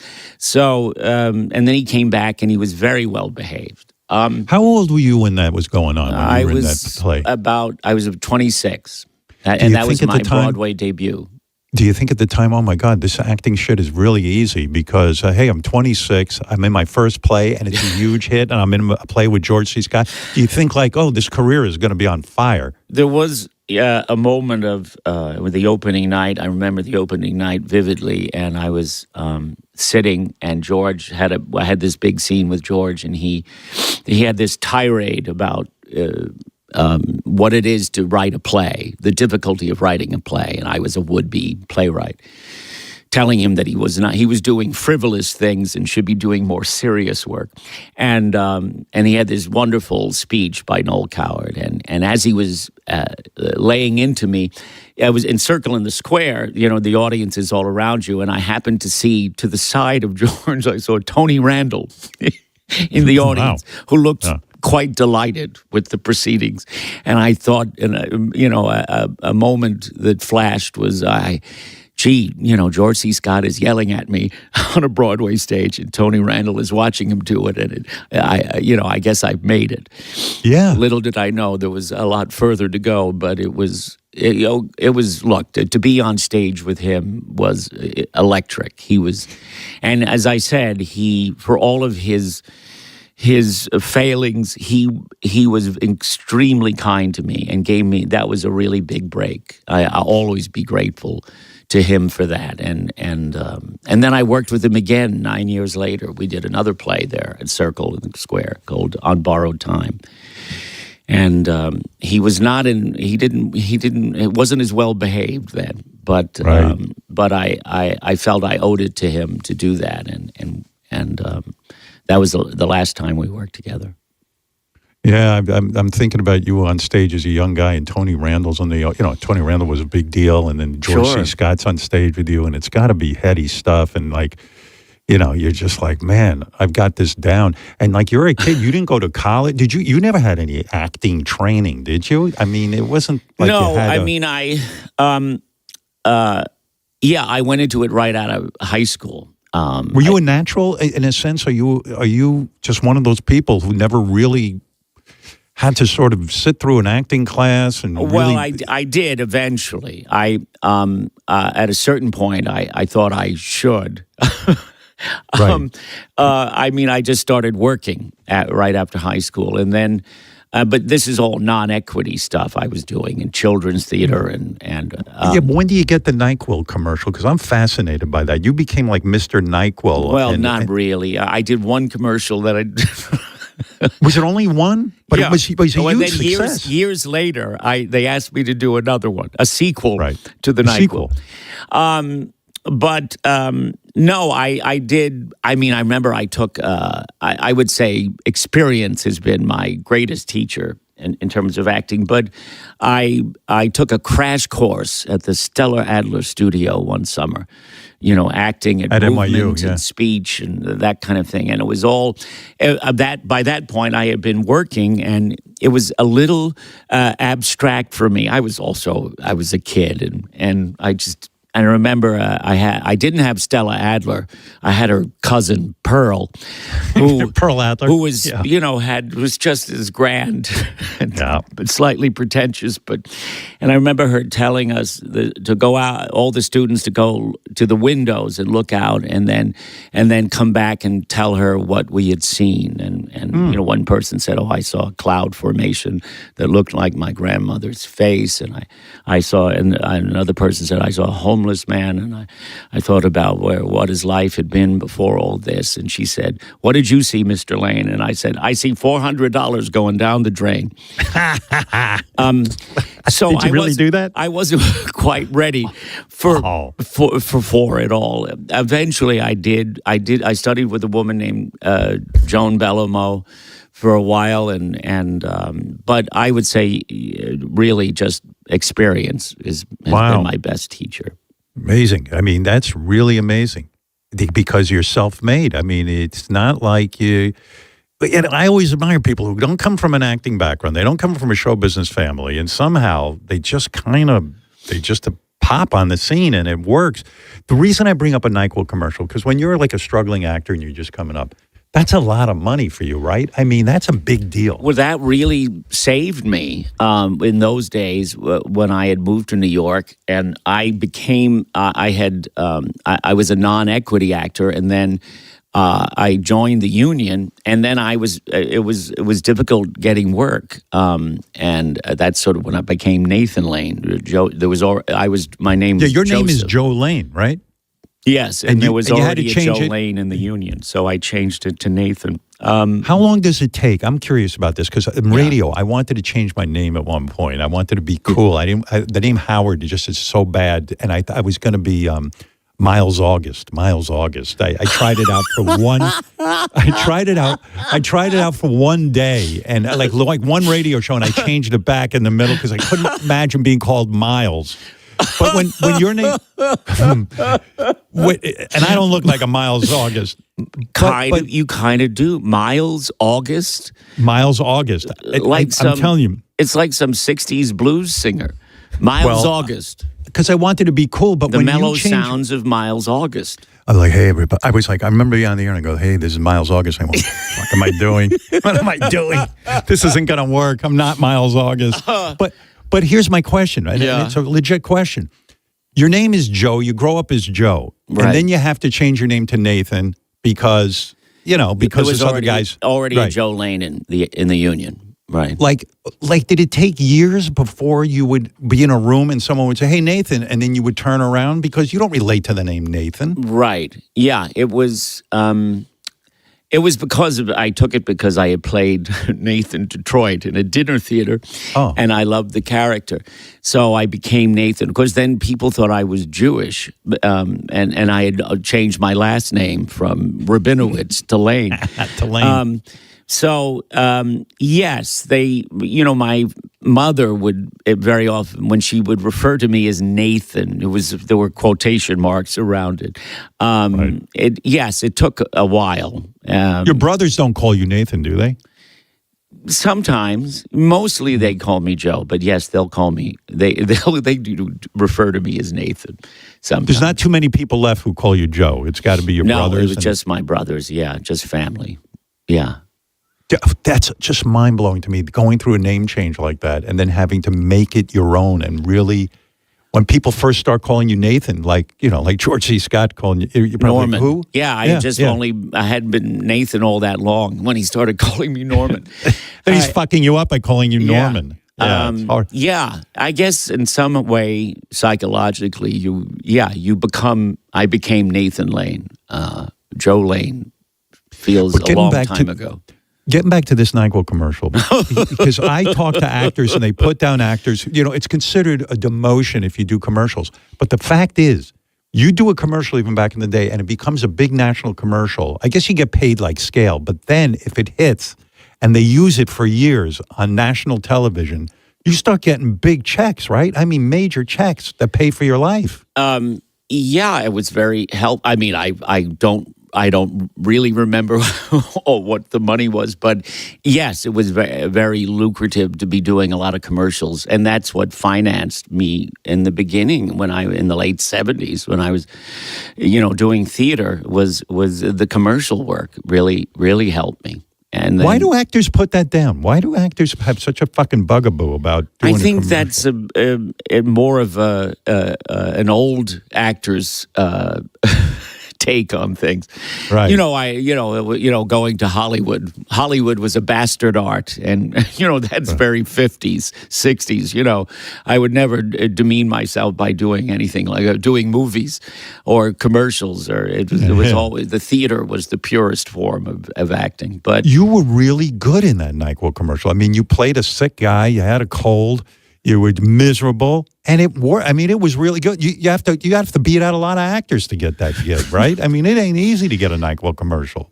Howard, Miles, can I call you Miles? Miles, please. It's sweet of you to say that. I'm glad you believed I had a cold. That was the whole idea.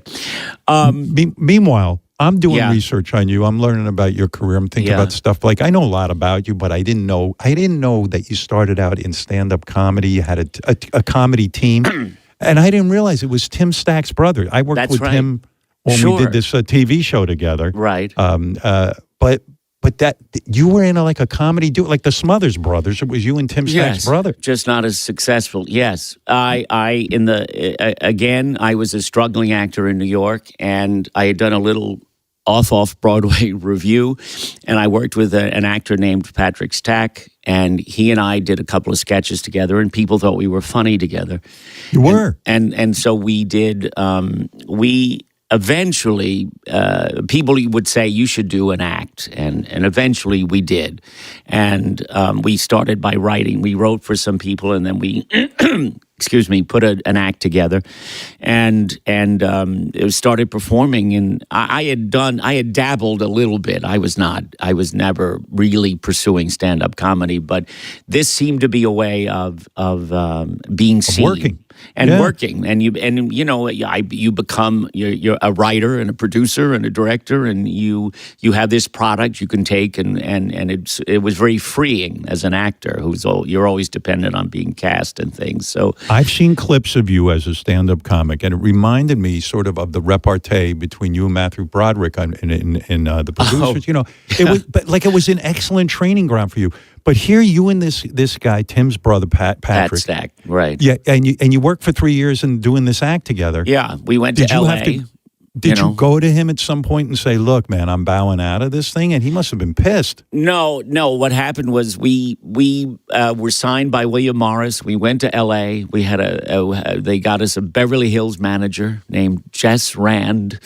Wow. And we had a showcase at the Comedy Store, and I can remember.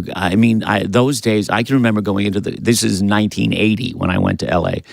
And I slept on my Pat Stack was staying at a friend's house, and I rented their couch. I slept on the couch, and I remember that. We opened for people. We opened for rock acts, and Eddie Rabbitt in Petaluma. Wow! We opened. Is that the hardest thing, by the way, to do stand up in front of a rock and roll crowd is waiting for Eddie Rabbitt? That's right. And they've timed their drugs for Eddie Rabbitt. Yeah. And then those days you didn't get any billing or anything. So someone would say, "Good evening, ladies and gentlemen. Before we see Eddie Rabbitt, and now we're going to see the comedy stylings of Stack and Lane." And this was in Petaluma. It was home of the wrist wrestling championship. There was a sea of cowboy hats and a lot of smoke, and we came out, and they were like screaming and yelling and chanting Eddie, Eddie, Eddie. And oh my God. And we were supposed to do a half hour, and then the local DJ who was sort of in charge of this came out and screamed at the audience and said, "These guys came all the way from New York City to entertain you. The least you could do is listen to them." Like the high school principal, and he left. Yeah. And then you could hear a pin drop for 30 minutes.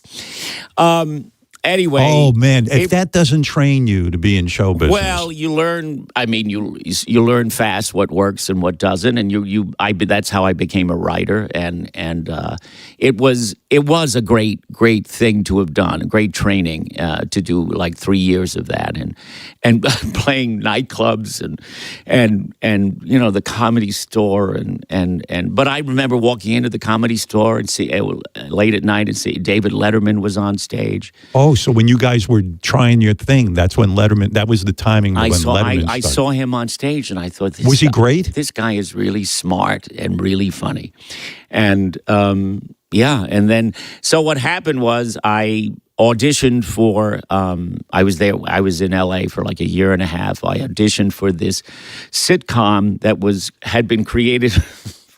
For Jack Albertson, but he died, which was a very good career move. He didn't have to do this sitcom called One of the Boys, and then they wrote it for Mickey Rooney.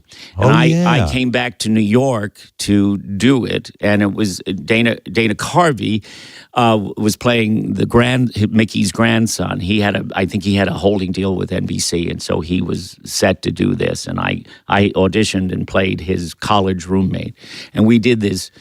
Terrible wait a sitcom second. Together. Wait, what a cast. Mickey Rooney, and Dana Carvey. And Scatman Crothers. Scatman Crothers. Yes. Wow. No kidding.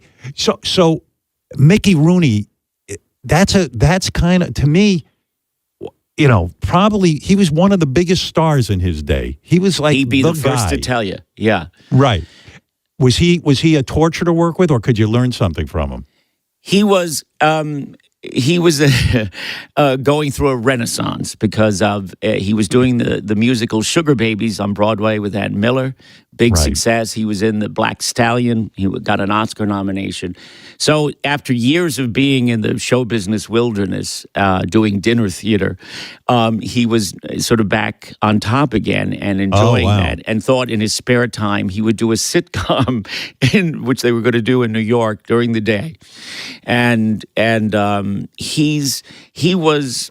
this is a whole other interview. He was it was the most severe case of arrested development I've ever seen. You know, he was an incredibly gifted actor, and he could do anything, sing, dance, and so forth. If he put his mind to it, he could. Right. But he was easily distracted, and he was. Dana, of course, has talked about this a lot. How crazy he was. He was highly strung, and he had become a born again Christian. I remember him telling me that an angel had appeared to him. He was in a restaurant, and an angel appeared to him as a waiter. He said he had blonde hair, and he told him that God loved him, and then I guess told him the specials. And so were you like, this is the nuttiest fucking business? And you probably thought, wow, I'm in a pretty good cast here with Mickey Rooney, and I mean, this could be a great thing. Dana was brilliant. I mean, Mickey didn't really understand Dana and his sense of humor. It was a different kind of humor. And Mickey hated Dana? Well, Dana would say that. I just think he didn't understand him. I think he grew to appreciate Dana's sense of humor. I think he liked me a little more because I was more old school and he understood me. But the other funny thing was I heard Mickey really liked you because he thought Dana was gay and you were straight, and he was like, I can relate to you. Well, it was a little bit of that. I do remember that, yes, Dana was, slight and athletic and had blonde hair and had his flamboyant moments. And so Mickey, I think, assumed he might be gay, which upset him. And then I remember Dana saying to me, well, tell him you're gay. And I said, why? Why would I do that? This isn't going beyond 13 episodes. You knew it. You knew in your heart this isn't going. Yeah, when we had to make a 15-minute pilot, and I knew this was not going to last. Shit. And literally, when we finished the 13 episodes, that's the same studio where Letterman showed up to start Late Night with David Letterman. Did Mickey bother to learn his lines even, or was he just a complete? He would. I mean, he could. He would claim he had a photographic memory, but it was more of a Xerox. And he and Scatman Crothers, Scatman, he had difficulty with lines. It was like a Samuel Beckett play when they got together. But do you get pissed as an actor? I was do you thrilled. Get pissed? No matter what, again, like with George C. Scott, no matter what the complications may be with them as humans, they are also incredibly gifted people. And I could certainly see, there was at one point we were doing this stupid sitcom, and there was a scene where Mickey, his character had been arrested, and he was in jail.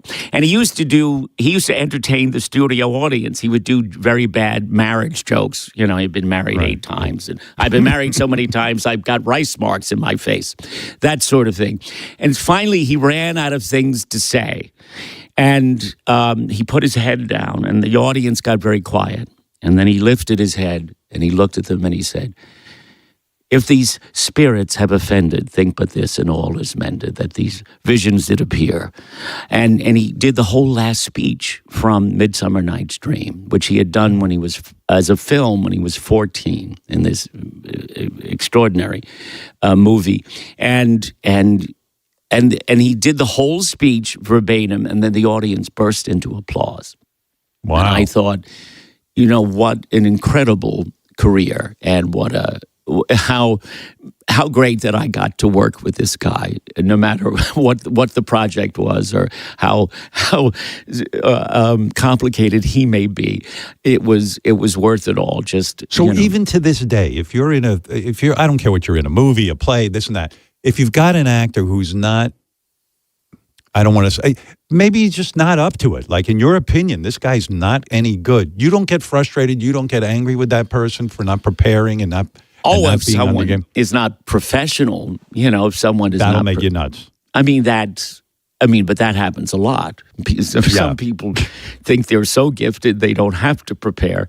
But I think anyone worth his salt comes in prepared. And Can you imagine? Can you imagine showing up on a set and not being prepared and not knowing your lines? I mean, probably No. it's not in your DNA. It must drive you insane. It's crazy. No, that's the very least you can do is to learn lines and have a point of view about the material and give people options and so that's just being unprofessional. But when you do a play like you're doing now, by the way, Nathan Lane is on Broadway right now in Death of a Salesman now through August 9th, and the reviews have been spectacular. But when you do a play like that, is it a year of preparation? How many months do you need to actually not only memorize the line, but make the lines your own? Oh, well. This particular production has long been in the works. This is, as I said, I saw it when I was a kid. And then the first time I worked with our brilliant director, Joe Mantello, this is in 1995. We were doing a Terrence McNally play together, and he turned to me one day out of the blue and said, someday I'm going to direct you in Death of a Salesman. Wow. And this has been in the making. So I was like, okay. It seemed very far away. Right. But I was very touched that he thought I would be one day worthy of taking on this play. And then there's been many ups and downs along the way. We were supposed to do it, and then things happened, and the pandemic and other extenuating circumstances. And I thought it was really never going to happen. And then finally, really, it's because Scott Rudin never let go of the idea of doing it for us, and it came to be, So in terms of preparation, it's something I didn't. It's not like I was thinking towards playing the part, but then once this would seem like it could happen, I certainly was reading it and reading everything that has been written about the play, everything Arthur Miller wrote about the play, and then the play itself. And then I sort of knew in advance when we might start. And so, I started learning it months before because it's an enormous role. It's What's your day longer look than like? King Lear. When you got a play like that where it's all you pretty much, and you got a million lines. Well, it's not. It's not all me. I mean, he's in the middle of it, the center of it. But I'm working with some of the best actors in the world. Laurie Metcalf, especially the Lohman family. Laurie Metcalf, Christopher Abbott, who plays Biff, and Ben Allers, who plays Happy. But you know what I mean. You're humble, but the thing rests on you. Are you a bear to live with? Like, what is your day like? Do you spend like in an office 8 hours a day working and studying the lines? I mean, when there's the rehearsal period, and that's really exhausting. You're right now.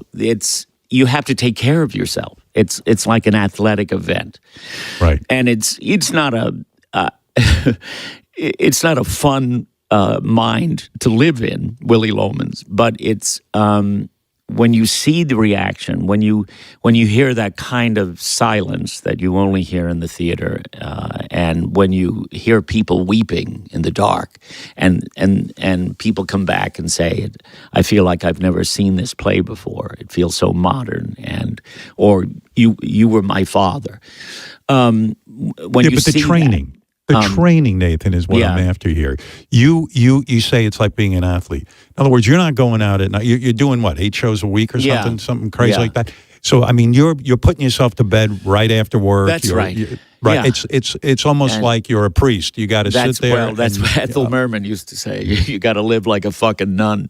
Right. So absolutely. It is all those things: rest, sleeping, hydrating, and do you have those protecting moments your voice. Do you have right? I mean, the voice is the hard thing, right? Because you're belting it out every fucking day. Well, there's just a lot of. I mean, we're talking about a 3-hour play, and it's a very long emotional journey, and so yes, and this is a character it's the last 24 hours of his life, and he's having a breakdown. So there is a lot of emotional outbursts and erratic behavior, and so it's you have to protect yourself. But so you'll get another Tony for this, right? Are you expecting it? You're expecting it, are you not? Talk to me about awards for a second. You will get the Tony. I don't. You know what? Quite honestly, knock it off. You know you're gonna be nominated. The reward is doing it. Is the privilege of getting to do this masterpiece by Arthur Miller, and let's just say that Arthur Miller, the undeniable power of this play, that every time it's done, and it's been done several times, but it always is teaching us, and it always becomes relevant to where we are in this country and to who we are as human beings, and it's ultimately it's there's all these socioeconomic theories about the play, but it's about a family. It's a love story, as Miller said. It's a love story between a father and son, and in a crazy way between them and this country. Any actor who takes on this role says it's historically tough. I mean, it's a brutal thing emotionally. You got to get in that place every time. But here's my point about the awards. You are a 3-time Tony winner, which must please you. And you have these Tonys, I understand, right at the door when people walk into your apartment so they can... almost hits them in the head. I have a gift shop, yes. Right. There's a lot of Nathan Lane memorabilia. Where are those Tonys displayed? They're in a room case? in a bookcase. No, there's a bookcase, there's books, and then they're sort of there amongst all the books. Nice. They mean something to you, of course, right? Of course they do. Of course. I mean, we're talking a lot of years, a lot of work, and so I'm very proud of that. Don't you think you were robbed of the Oscar, or at least an Oscar nomination, for your work with Robin Williams in Birdcage? I firmly believe this. This role was fantastic. First of all, it was brilliant casting because Robin Williams sort of played the straight man to your over-the-top, kind of hysterical, gay character. And you would think anybody casting that movie would have said, no, Robin's got to play the Nathan Lane part, and Nathan should play, Right. It was brilliant to cast you as the more flamboyantly gay man. Right. Were you shocked that they cast you like that? Well, here's what happened. It was supposed to be Steve Martin and Robin was going to play the part. So Steve Martin would have been you. No, Steve Martin would have been Robin. Right. And Robin was going to play the part I played. And because they had both worked with Mike Nichols, and they had done Waiting for Godot with him. And so they were going to do this together. And then Steve had another commitment. And Robin thought because he had played Mrs. Doubtfire, he should play the more subdued role. So that's why the part opened up. And then Mike thought of me, thankfully. Did you have to screen test with Robin Williams for that? I did do a screen test. It wasn't with Robin, but I did a screen test with Mike, and they wanted to see. First, they wanted to see what I would look like in drag, and I had to prepare some songs, and we did a whole thing. And he made it a great deal of fun. And he wouldn't even refer to it as a screen test. He said, "We're just going to get together and play." And Mike. I mean, you were so fucking fantastic in that role. Thank you. And when you walk into the parents' house, the conservative parents, and you're dressed as a woman, and you're just being, this character. I mean, it had to be frustrating to you that you weren't nominated for an Academy Award. It had to be. I mean, I'm sure you had visions of accepting that award. Am I correct? Oh, no, but don't be humble. I'm very touched that you say that. Other people have said that to me, and I maybe we can contact the Academy and do something retroactively. Maybe. But, look, I love that it was It was great. an enormous break for me, and it was certainly the biggest role I'd ever played in a film by that point. And do you think Robin Williams was jealous of the role that you took on? Like maybe at first he thought, okay, I don't want to wear a dress. I just was. But as the filming went on, and you had the funny lines, and you had this character that was so lovable and over the top, and got to deliver all of the funny shtick. Do you think it was hard for Robin Williams to sit there and watch you in that role? No, because he was the kindest, he was brilliant too, most generous soul, and we did have a dinner after it was all over, and he did say to me, there were times when he watched and he thought, did I make the right decision? Because I got to do a lot of fun things, but. Right. No one could have been more supportive and loving, and he was an enormous movie star. He could easily have said, "You gotta get Billy Crystal. You got to get somebody, right. An equivalent movie star to play opposite me." And he saw my screen test and said absolutely, and he believed in Mike Nichols' opinion that I was be right for this, and so he couldn't have been more supportive, and it was. I never thought of that. To do this he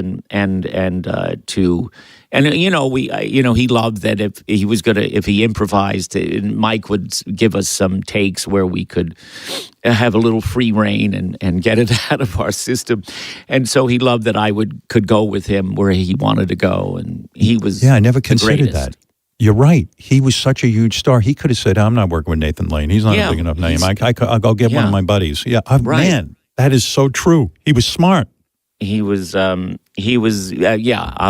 a comic genius and a wonderful actor, but he was such a kind, sensitive soul. And what happens in Hollywood? Do you go through a depression after you make a film like that? It's a great set.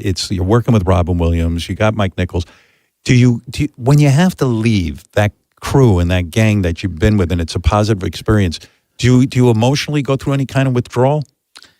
Why? It's a part of the life is you become very intensely close, and it's rare when you stay in touch with people. It's whether it's a play or a movie or a TV show, right? You're with people for a long time and you become a family, and then it ends and people go on to other things, and you have to learn how to do that. And occasionally, you do make a friend or you stay in touch with certain people.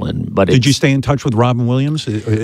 I did to a certain degree. I can't say that we became close friends, but we did stay in touch, and I would see him from time to time, or we'd have a dinner, and he was always.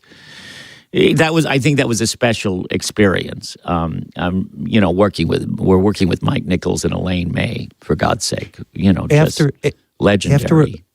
After a hit like that, I mean, the thing was financially huge. The acting couldn't have been better. Everything about it was perfect. Is there a sense on your part that, oh my God, now this is a career changer?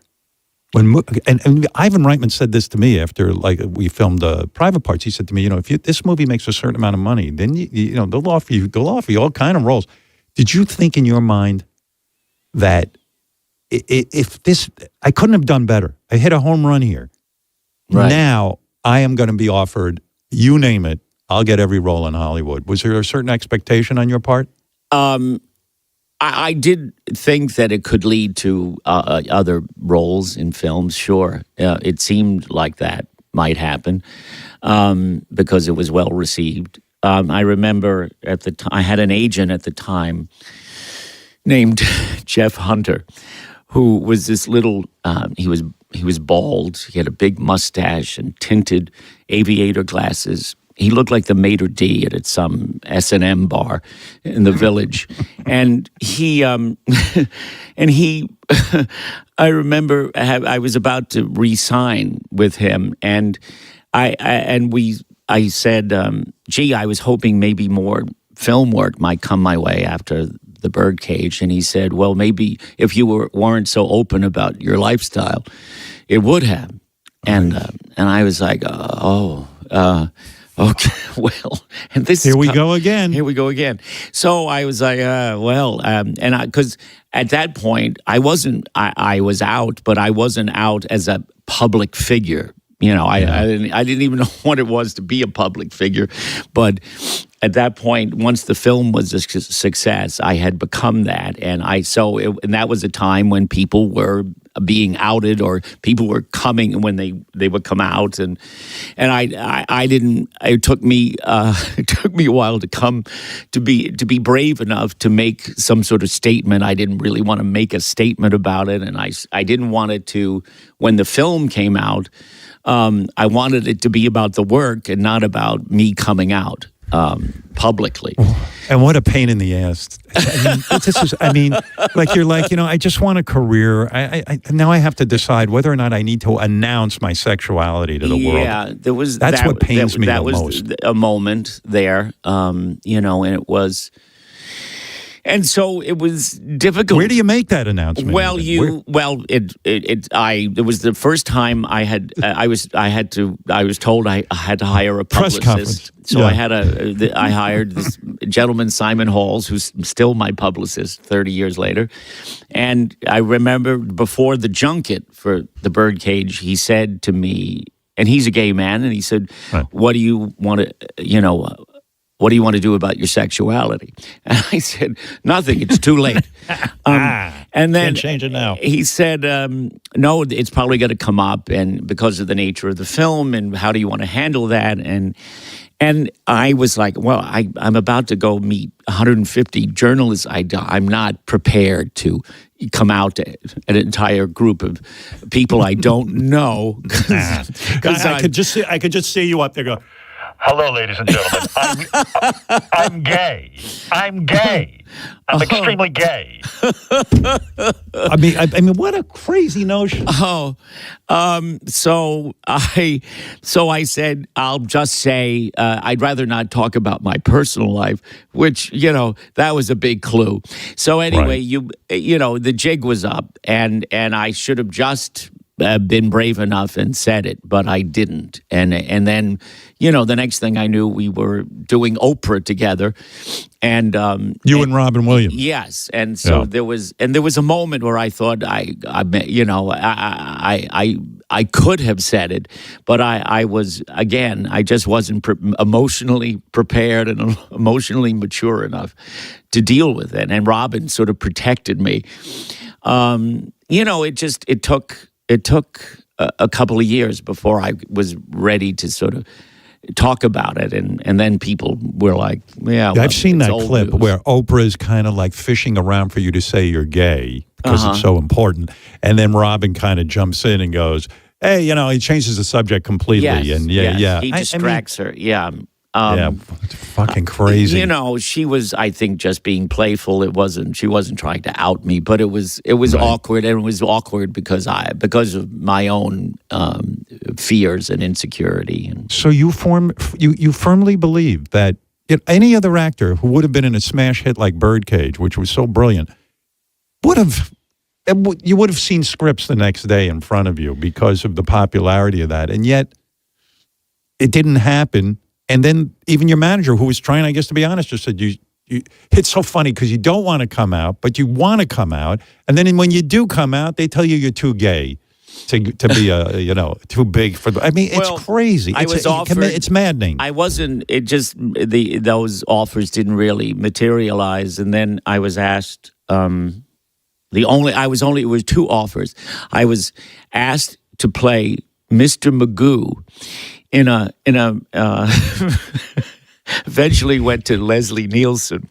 And I remember meeting with the director, and I said, "So will I be in prosthetics and a bald head and I'm squinting and I can't see?" And he said, "No, we're not doing any of that. It's an all new Mr. Magoo." And I said, "But that is Mr. Magoo. He's a little old man who is nearsighted and he bumps into furniture. By George, it's Jim Backus." So I said, "I don't quite understand what the movie is."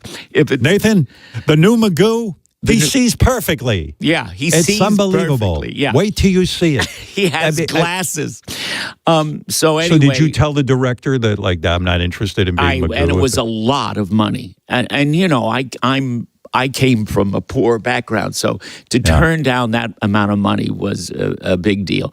And then I was offered a film. It was Gore Verbinski. It was his very first film, for one of the early films for DreamWorks. It was called Mouse Hunt. This film I did with brilliant British comedian Lee Evans and Chris Walken. And it was, you know, and I was like, I'm going to do this. You know, this director, I met with him and he was really smart and really interesting. And he had an interesting take on this, what was sort of a very contemporary commercial comedy. You know, it was like a Laurel and Hardy film. Two guys inherit a house and there's a mouse in it who won't let... who doesn't want them there. And so I thought... The mouse doesn't like you guys. Yeah, the mouse does not like us. Why do I remember a scene with a woman with a mouse in her hair and you're trying to pick the mouse out of her hair or something? That's right, yes. Yeah, Mouse Hunt. Mouse Hunt, yes. It's sort of became a cult film for people who... It's interesting. It was, you know, Gore Verbinski, it was like a Coen Brothers movie for children. It was very dark. And, you know... What was the quote I read that Christopher Walken turned to you and said, I used to be the deer hunter, and now I'm the mouse hunter. Wasn't that the quote? I think he did say that. Yeah, I guess that wasn't your vision after doing Birdcage and having a smash hit, that mouse hunter was going to be the next big offer. Well, you know, I fought to get Chris Walken in that movie. They didn't want to spend the money.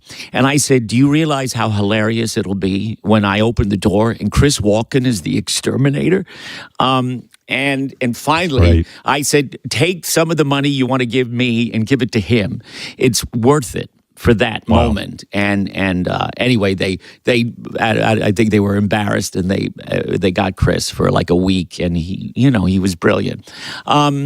But yeah, that movie is certain people of a certain age who saw it as kids love it, and Russian cab drivers are very fascinated by it. Very often, I'll get in a cab and they say, "Were you in the Mouse movie? This funniest movie ever made." Yeah, I think Mouse Hunter was up against Titanic as a movie. Those two were released on the same weekend. Mouse Hunt. Mouse Hunt. Mouse Hunter is the sequel. Yeah, Mouse Hunter. Mouse Hunter. But they're back and they're pissed. What about when you end up on Broadway and you're doing the producers, Mel Brooks? I mean, I could ask you. I could do a whole interview just on that because Mel Brooks, what a fucking amazing man. Totally. And you know, you think about it. That could have gone so horribly wrong. The Producers was a great movie. Yeah. And, let's call it a day. The movie was great. Right. To sit there and bring it to Broadway and add music and everything, it could have just been one big pile of a mess. Yeah, a lot of people probably thought that. He thought that for a long time. It was Mel thought it. Yeah, David Geffen really sort of was the person who encouraged him to do it. And I think he thought he was going to get a composer lyricist to write a score for it. And he at least this is what Mel has said. He met with Jerry Herman, who sat down and said, I'm not the right guy for this, but I know who should write it. And he sat down and he played Springtime for Hitler and Prisoners of Love. And he said, just write 10 more songs. And I think that's part of why it really worked, was because it was all coming from Mel. I mean, he co-wrote the book with Tom Meehan, and it was Mel. Can you imagine Mel sitting down and writing the music and writing? Well, he was a songwriter. He had written all these songs for all those movies, and what a genius this fucking total guy. genius. I mean, to sit there and do it and then have a hit, and even like putting Matthew Broderick and you guys together. Like, I remember thinking at the time, I go, that's the guy. I loved him in Ferris Bueller, like that kind of thing. And I knew him from a bunch of other movies. But the casting, again, just like with you and Robin Williams, it was just brilliant. I mean, originally he wanted Marty Short to play Leo. And then Marty had done Little Me on Broadway. He'd won the Tony, and he didn't want to be away from his family again for that long. So someone, I don't know who, brilliantly suggested Matthew, and it was, in many ways, I thought that was a better combination. And did you know Matthew before that? We had both done voices in The Lion King. Right. He was adult Simba, as he likes to say, and I was Timon the meerkat. So we had met maybe in passing and at the premiere, but we didn't really know each other until we I didn't know that. went to Chicago. And you guys were in the that. Yeah. It's the franchise that keeps on giving. Is that right? Goodness, it's not for me, but certainly for Disney. Yeah. It's funny because it was a movie that originally called King of the Jungle, and nobody was terribly excited about it, and then it developed into The Lion King, and when I first saw, they showed a couple of scenes. We used to. When it was going to come out, we went out and we met the press. Jeffrey Katzenberg would come out with 2 real lions. Showbiz. And he managed not to be eaten. And then Ernie Sabella and I would come out and sing Hakuna Matata and entertain the crowd. And they showed 2 scenes. And I remember watching them and thinking, wow, this is pretty extraordinary. I don't think anybody anticipated that it was going to be that huge. I'm wondering, do actors ever approach you, young actors, who say, like, hey, do you think I could ask you for some advice? Or, it seems to me you'd be the go-to guy if I was going to want to, if I wanted to go into acting now, you'd be one of those people I'd really want to sit and talk to about the business. Yeah. Does anyone ever look to you to be a mentor? No. But no. Wow. I'm happy to give advice. I don't, look, everybody has to find their own path in this business. Right. Everybody is, there's no surefire way to figure this out except on your own. And it is all just about following your dream, as cliched as that sounds, and being passionate about it and doing the work, being a professional, as we were talking about earlier, showing up and being prepared and, as Ina Garten says, when the luck happens. Do you think acting can be learned, or do you think it's some kind of intuitive thing you also have to have? Like, do you know what I'm saying? Is there a path you could take? Let's say I do all the work in the world and I go to every acting school or whatever the fuck work is. I memorize my lines. I go and I do dinner theater. I do whatever I need to do. Right. Some people are just shitty at acting, right? They just don't have the thing. You've got that thing, right? They're shitty. When I hear you do the voice in The Lion King, I go, that's brilliant. It's like some people just don't have it. Is that correct? Yes. What Ellen Terry called that little something extra. I don't... what is it? They're not self-aware? Well, no. Look. It is something it's unexplainable. It is a gift, and it's. I think there are certain things you can learn in terms of technique, but you either got it or you ain't. Right. That's how I feel about it. I think that's true. I think that is a truism. But your message is, if you've got it, you still have to nurture it, and you still have to show up on time, and you still have to work at it. Yeah, you can't be I think you're it. always learning. I think you can grow as an actor. I've seen people grow, and widen their range, or it just takes practice. It's certainly, and that's. I always felt that in the theater, that's really how you learn how to act, because it's the actor's medium. It's you're in charge of the story. You're telling the story from the beginning to the end. And as nice a guy as you seem, you still have the dark side. When you read a negative review about yourself, all through your whole career, you hold on to that like it's a piece of meat you want to tear at. You remember every bad review. Well, I think that's true of any actor, is that you don't remember the good ones, you only remember the bad ones. Do you take it to heart? Can a bad review destroy you as a human being? I don't think it can. well, unless you're extremely fragile, it can destroy you as a human being. But it can certainly affect the work. It can affect your confidence. And have you ever changed a performance based on a negative review of a play? No. Never. You don't let that seep in. No, that and I mean, I have read reviews, but in this particular case, I've tried to stay away from it. These reviews have been spectacular. I'm happy to hear that, and you don't read them? I wouldn't. I know this time I really didn't want to read them, and because it would, while I'm trying to do this rather difficult play, it would really undermine me. So I didn't want, and I don't want to. The good ones are never good enough, and the bad can really screw you up. Oh, I totally get that. If I read something shitty about myself, it will fuck me up. Really, like I'm like the injustice of this. My God, right? You take it to heart. Sure. When you were doing the producers, going back to that for a second with Matthew, you said Matthew saved you because, and I want to understand this. You felt trapped in the success of the producers. In other words, after performing it over and over again, and it's grueling because Broadway, 8 shows. With that, you're singing a lot. It's tough on your voice. You've said you developed polyps at that point. It was really kind of physically grueling. Were you praying that somehow you could just get out of doing it? Is that what you were saying? Like I don't. This is almost like golden handcuffs. It's a huge hit. I can't leave. You're trapped. But I want to leave. Trapped in a hit. Yeah. No, I mean, it was an extraordinary experience. It became this cultural phenomenon at the time, and I think the problem was I didn't protect myself. I was out there giving 200%, and I was not being careful vocally.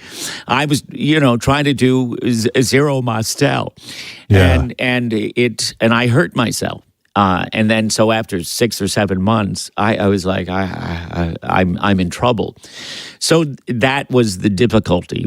And also just the 8 shows a week, and your back goes out, you get a torn meniscus.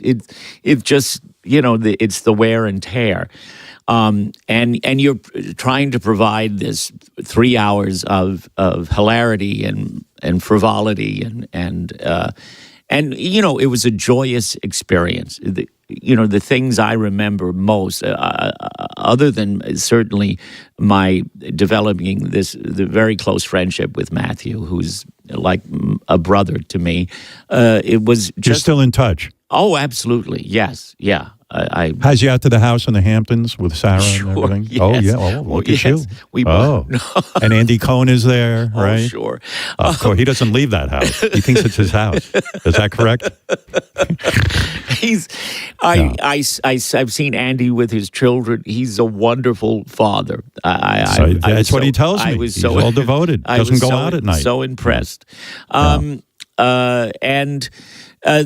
the other side of it was just getting to spend time with Mel Brooks and Anne Bancroft. I mean, that's what I'll always remember is those times and having dinners with them and seeing how and hearing the stories of how they met and fell in love. And it was so. It was just, I'll never forget it. And is Mel the type of guy that's interested in you? Would he ask you questions about your life, or would he always talking about him and Anne Bancroft? No, what kind of guy is he? Eventually he gets to you. Yes, he does. He just needs to let you know his story he first. Has to warm up to it, but yes, he's got a good story at least. He's the most entertaining human being who ever lived, and he's incredibly smart and sophisticated. As the comedy has a wide range from the very low to the very high, and he's just he's an extraordinary person, and that I got to work with him is my great good fortune because he's such a genius. Answer this question very honestly, please. Yeah. I've gone to some Broadway shows where I go backstage afterwards because I know the actor. Uh-huh. And I'm thinking, this guy's done 8 shows a week. He's probably fucking exhausted. He's sweating. He's sitting there looking like he's in a coma. You don't really, if I came to see the show, Death of the Salesman, you're exhausted afterwards, right? You don't want me coming backstage and then sitting there and saying stupid shit to you. Oh, well. Tell the truth. No, I mean, look, if and Would you this, rather just be left alone? Is look, my the question. other night, Meryl Streep and Marty Short and Gene Smart came, and they were all they were so people are coming back and they're weeping, and it's. When it's people like that, people who are friends, and also these great artists, but does Meryl Streep and Marty Short stay a little too long backstage? And you're like, okay, it's Meryl Streep, but No, fuck, would you fucking go home already? They could never stay too long. Right. They were so generous and gracious, and it's that's I get. It's meaningful when people like that come back. But I mean, what if a schlub shows up backstage? You know what I mean? It's like Miles, somebody. Miles August. What if Miles August shows up? Miles You're like, August Jesus, go wants home. to see you. No, I would be honored that you wanted to come back and say something. All right. Well, you're being very diplomatic. I got to ask you about the one character you played that I am so enamored with. Yeah. And it's probably the greatest character that and I'm not making a joke. Gomez Addams was everything to me when I was growing up. Oh. There were a couple of shows on TV. I still say to this day, I think The Addams Family might have been the greatest show on television ever. Right. The cast was great. Yes. Lurch was brilliant, but I mean, Gomez was the glue that held that fucking thing together. John Astin, John Astin. When you played Gomez, I love saying Gomez. When you played Gomez, were you intimidated by that role at all because John Astin had done such a good job, or nothing at this point? I didn't think about John. I mean, I obviously remember John Astin and being wonderful.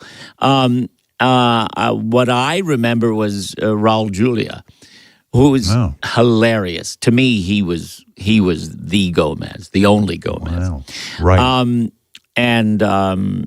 So, this was being written by Marshall Brickman and Rick Ellis, who wrote Jersey Boys. And Marshall, I knew a little bit, and he had written me a note and said, I kind of wrote this with you in mind. And, we did a reading of it. And I just thought it would be fun. It seemed like a fun idea to do a musical based on those characters. And when I looked at the original drawings, the Charles Addams drawings, I was rather heavy at the time, and I thought, well, I could sort of resemble this version of Gomez, and it had been written with this accent, and so I thought, well, that would be fun, and he's such a joyous character. He so loves his life, and he loves his wife passionately, and his children. It's such a positive character. Yeah, he's upbeat. Yeah, very much so. So that was an interesting thing to play. Who played Fester? A great actor named Kevin Chamberlain. He received one of the only the 2 Tony nominations were for the score and for Kevin Chamberlain. Do you watch Netflix? Did you watch the Wednesday I've show? seen a little of it, and that young actress, Jenna Ortega. Jenna Ortega. She's fantastic. Terrific. Yeah. Gomez. Oh, my God. The only time my father ever really took an interest in me, he would watch Addams Family and tell me the brilliance of that show. And Gomez. He loved Gomez, too. Yeah. It was one of the few times he wasn't yelling and screaming at me. Well, it was when we went out of town with that show. It was a troubled musical, and then we found out how troubled when we went to Chicago. But and it was reviled by the critics. I mean, Jackie Hoffman, the hilarious Jackie Hoffman. I remember her turning to me saying, "Jesus, even fucking gay men hate this musical." And so after the bad reviews died down, audiences wanted to see it. They wanted to see those characters, and I think they liked the idea of me and B.B. Newworth playing Gomez and Morticia, and so it ran. And now it went out on a national tour, and I think they rewrote the book, and it's now one of the most popular titles. It's done everywhere now. Right. But when we did it, it was it was the musical that dare not speak its name. Wow. Yeah, when you're going through that, do you go, how the fuck do I get out of this? Or do you stick with it and say, we're going to make this thing work? There was no getting out of it because it was successful in spite of what they said. Yeah. And audiences were enjoying it. And it was a wonderful company of actors. And I, so it was an interesting time at that point because there was really, while I was doing it, Charles Isherwood, he was still at the New York Times, and he wrote a very flattering piece, sort of a career assessment piece about me. And but he referred to me as the greatest stage entertainer of the last decade. And when he said that, it was sort of something that stuck with me, and I thought, I'm really an actor. I'm more than an entertainer. You were pissed. I was pissed. Poor I tortured can you. The dark cloud and any silver lining, and me too. Me too. So it's sort of when I thought to myself, is that how people see me? And I think I have more to offer as an actor, and I wonder if I could shift that perception even a little. And it's sort of, that's when I went off and did The Iceman Cometh with Brian Dennehy and Bob mean that Falls was your in effort Chicago. to be considered a serious actor rather than an entertainer? Well, I had certainly done a lot of plays, and the plays of Terrence McNally, John Robin Bates. I had done Mamet. I had done. And yet, people were calling you a showman. Like, yeah. So that bugged you. I thought I'd be like that. I need to do this for myself, and I wonder if I can change that a little.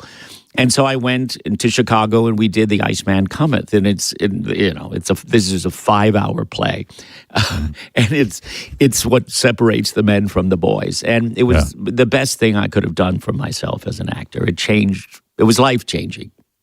And then when I came back to New York, just a series of things happened, plays and some more serious things came along. The Good Wife, Ryan Murphy has cast me in more serious roles in the Menendez Brothers and the People versus OJ, and enough things started. You got an Emmy for Only Murders in the Building. Only Murders in the Building. Yeah, he was a dark character.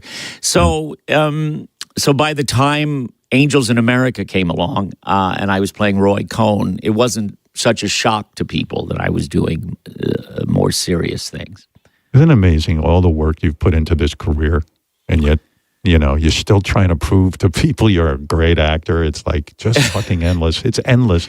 And it's a neuroses. But isn't it a neuroses? Who gives a fuck what anyone has to say? You're Nathan Lane. Right. Who is it? Is it Oscar Wilde? Is it other people's opinion of me? Is none of my business. But I'm like you. I get affected by everyone's opinion. I just want to crawl in a hole and dive. That's Willie Loman. His whole his whole vision is his self-worth is based on other people's opinion and being well liked. Don't we call that narcissism in a way? Don't you think Willie Loman is the ultimate narcissist? But he failed in a sense. In 1949, he was seen as a victim of capitalism, right. and I think today he's seen as somebody who he's invested in this notion that he has of being well liked, and that's how you succeed. But it's his own misreading of the American dream that leads to his downfall, and he doesn't realize that he's committed to that. I mean, that's the thing about the character that makes him interesting, really, is that he's fighting to the end for what he believes in and what he's invested in his sons, and then but he can't understand why it's not working out. And I think there's a certain, and how it relates to 2026 is there are a certain group of and white men who were promised something, and they're being erased or it's being taken away by whether it's AI or DEI or any of that. They're angry.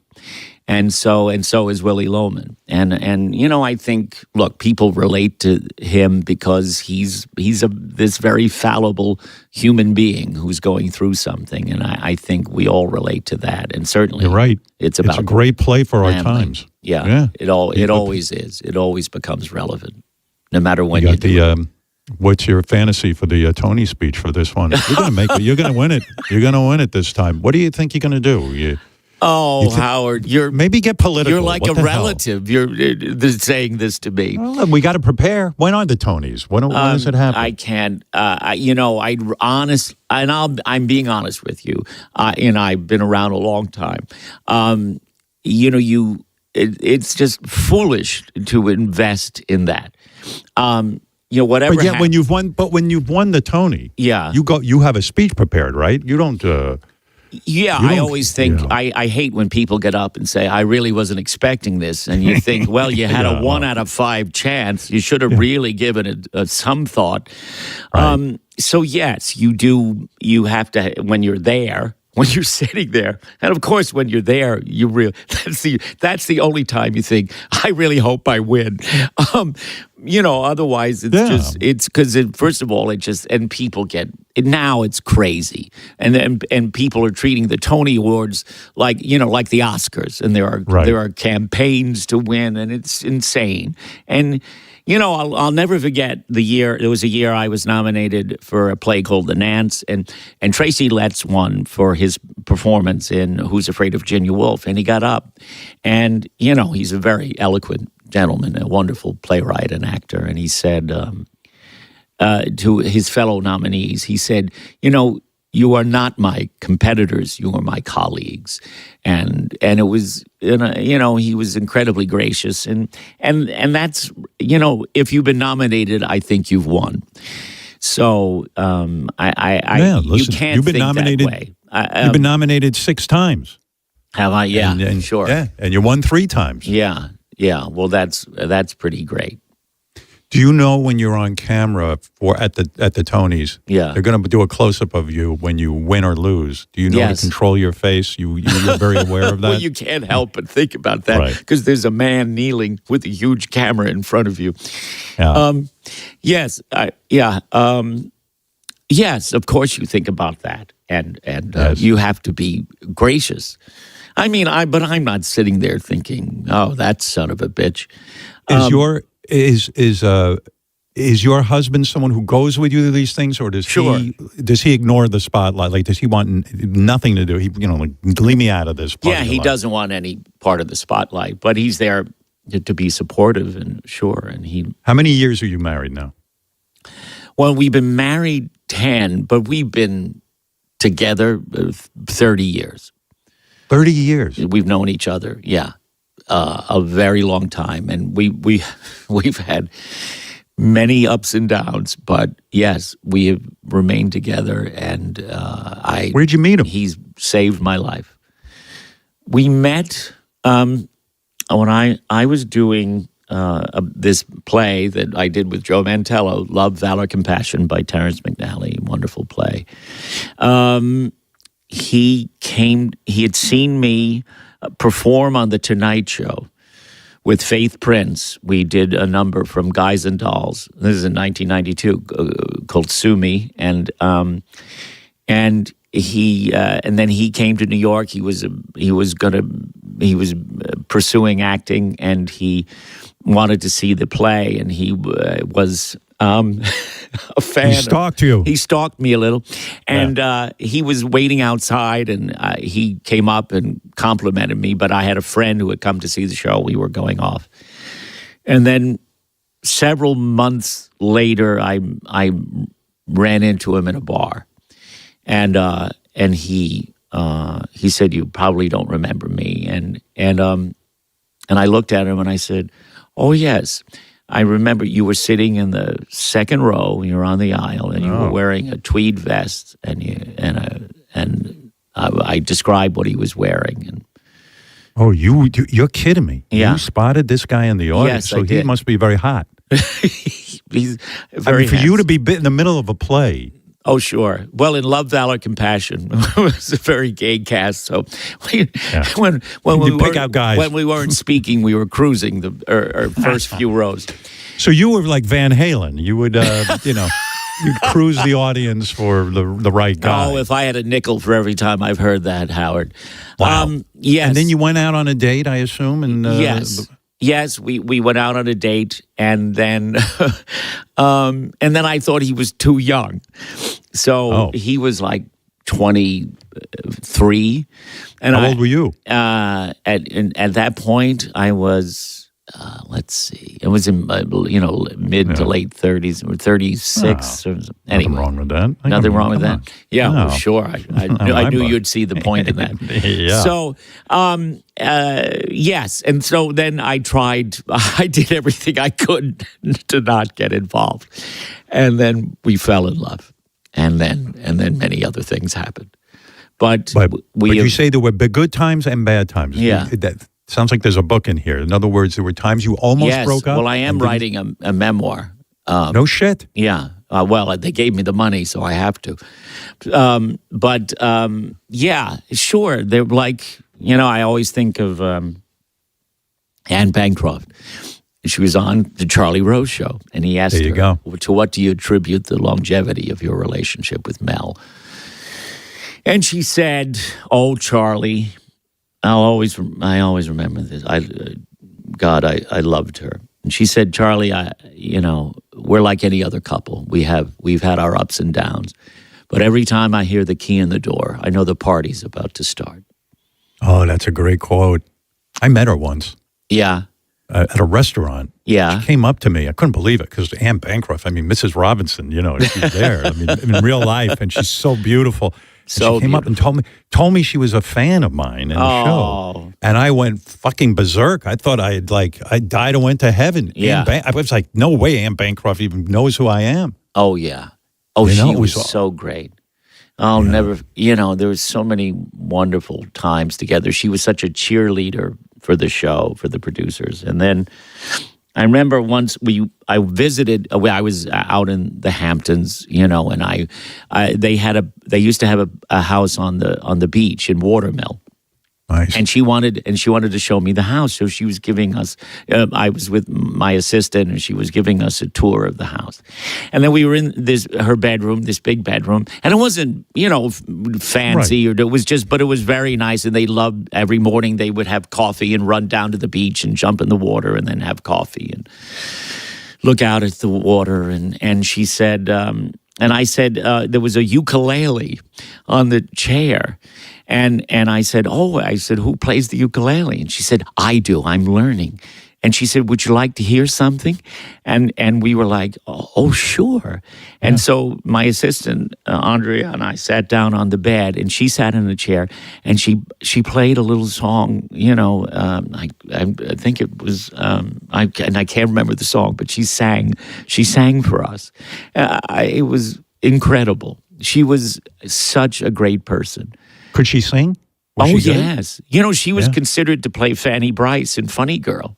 Oh, I didn't know that. Originally. Wow. But she turned it down. Yeah. What a great couple, though. Because everyone also, it was so insulting to Mel Brooks. Or Anne Bancroft's marrying you. He couldn't possibly get her. He was hilarious. I always remember them when they were together and how she laughed at him and his stories and jokes and just... She loved him. Oh, yes. That was a real love story. Yeah. Does your husband laugh at your jokes and stories the way sure. Anne Bancroft? He's better. Don't you think that is such a huge reason why we're still together? Is we still make each other laugh. We're still laughing, and I mean, I laugh with him in a way I don't laugh with anyone else. You could laugh so hard at whatever absurdity there is, or something they said or did. Yeah. You think you'll ever retire, or you think you'll go to the grave acting? I go back and forth, and now I turned 70 this year. Isn't it horrible? It's horrible, and it's really horrible. But you get up to pish every night. You get up 20 times. Yeah. Exactly. Yeah. Although we're still kicking, and people still seem to be interested. So and I still love what I do. There's a part of me that would like to just have a ranch somewhere and taking care of rescue dogs. I love dogs. But You know, You should do it. Do you have a place somewhere that where you have a bunch of dogs, or you just well, we have a dog, but we have a little place out in East Hampton. Right. That's where I go to be quiet and relax. And it must be. Now I'm thinking about it. It's 70 years old to be doing a play 8 days a week. Yeah. I'm the oldest, and I mean this in the nicest way. I'm the oldest Willie ever who's done it on Broadway. Yeah. And I mean, physically, do you sit there and just go, why am I tired? Why am I, it's got to be way different for you, right? I mean, it's a different situation than the other actors. The toughest thing is a 2-show day. I can do it once a day, but the second show is you think honestly I don't know how I can climb the mountain again, but you do, right? You do, and then when people are that moved and it feels like you've done something. I hesitate to use the word important, but it's something that has affected people in such a way that you think, oh, that's why I wanted to do this. This is why I'm an actor. This is why I went to Chicago and did Iceman Cometh, because I wanted to do things like this. Are you a little bit snobby about this? Like, are you like, you know what? I can do Broadway. A lot of these fucking Hollywood actors can handle it. Like, in a way, you're like, I'm a real actor, and they're kind of wannabes. It's the truth. Tell the truth. Tell the truth. You're going to write a book. You're going to have to admit to this. No, I don't. I'm not snobby about it, but it's not for the faint of heart. No. I think, people like the idea of it, but the reality of it is it's a grind. And you really have to, figure out how you're going to live that life, because it takes over your life. I spend more time as Willie Loman than Nathan Lane. I'm at that in that dressing room and on that stage, for most of the week. So and thankfully I'm on stage with people I really love and respect, and so that lifts you up as well as the words of Arthur Miller. So you really become Willie Loman. Like, in other words, because I don't understand the technique, but you forget Nathan Lane, and you're immersed in this sort of sad guy's life. Well, let me put it this way: I'm not Daniel Day-Lewis. I don't make people call me Mr. Loman all day. I would prefer that, actually, if you were like that. Yeah, I love that. Yeah, but there are. The highest compliment I've been paid on this show is, there are two. One is if people just come back and they just start crying. And the other is they have said to me, I didn't see you. I only saw Willie Loman. That's perfect. And if I feel I've achieved that, and look, you're doing a play. It's a live, living, breathing experience, and so there is an awareness of an audience and what's happening in the audience. There's always that radar you have. Are you any aware play. that Meryl Streep is sitting there with Marty Short? I have told people not to tell me when they're coming, although I sort of knew when they were coming. And so I was sort of aware of it, but you have to block that out. You have to block out a lot. Do you think you amp it up when Meryl Streep, because it's Meryl fucking Streep. I mean, I know, the greatest of all time. No, I mean, it's not that. I mean, it's you're invested in you're going. When you have this kind of schedule, it's one play at a time, one performance at a time. You're doing, you're going moment to moment, and if you start to think about the whole journey or the whole week of performances, you can't face that. But I can go moment to moment, and I come home from this nightmarish drive where I've nearly hit a kid with my car because I couldn't concentrate on the road. And I need to get home to my wife because that feels safe. And I need to tell her that, but I also don't want her to get worried because I've had some issues with my car. That's all you can do. And then you go, and then that leads you to the next scene and the next scene. And so that's the only way you can do it. Have you ever experienced an audience member who's a fucking jackass and then, like, starts yelling something up during the theater? Or have you never had that bad experience where someone just is insane? We've had people die in the audience during the producers. A man, this was so sad. A man, we were in the first scene, Matthew and I, and then we heard a commotion in the balcony, and then it was a gentleman. He was there. It was his birthday. He was there with his family. He had a heart attack, and he died in the lobby. It was unbelievable. Talk about a downer. How do you recover? We didn't know that. Fortunately, we were just told that there was an issue, and he was taken to there was an ambulance came and took him, and then we reassured the audience he was okay, but I guess he wasn't. You lied. So we lied, and I mean, people. I don't know. These days, people think they're a part of it in some way. They want to be a part of it. So sometimes they think it's like television. They can just talk or eat. Now they can bring food in, drinks. They have a hibachi and they're cooking. There's all sorts of things going on. I remember the day my parents always took me to shows on weekends. Oh yeah, and I saw I saw Jason Robards in Moon for the Misbegotten. No. In Iceman Cometh. Nope. No. What'd you see him in? I'm trying to blame. Never mind. But I've seen I saw the original cast of Hair, and I saw Woody Allen and Play It Again. Oh, Sam. really? I've My seen some God! amazing performances, and I remember my parents were like, "You put on a jacket and tie." That's right. We got dressed up. First, we went to Tad's Steakhouse and had the $1.49 Tad steak, and then we go right still in. living. Oh my God! It was either that or Mama Leone's for Italian food. And how great is that? And then I'd have gas through the whole play. It's a whole other story for another time. Listen, Nathan Lane, you have done it. You've done it. You beat the odds. Yeah, that's good. How many actors have the career you have? That's how we have to look at this. Oh, thank you. You've done an amazing thing. And, some people call you Joe. Some people call you Nathan. Right. Some people call me Miles. Some people call me Howard. That's it. It's been a good life, right, overall? Absolutely. I mean, an incredibly lucky and good life. You can see the great Nathan Lane, who has shared many serious moments from his life today with us in the death of a salesman. And it's heavy. And let me tell you something. This is no easy role. So when you go, put on a jacket and tie, get dressed up, treat it seriously. Don't die in the middle of the performance. He's not looking for that.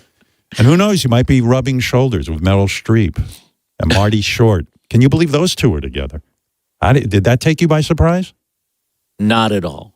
Not at all. Really? I totally. You get it. They're beautiful together, and she's been a great person for him through what has been a terrible time. And yes, she's but she's they're both incredibly smart, funny, wonderfully talented and people and couldn't agree more. Great humans. And it's a beautiful thing to see. I'm very happy for them both. Last question, and this is the most important question, and you know it, and I want you to give it a lot of thought.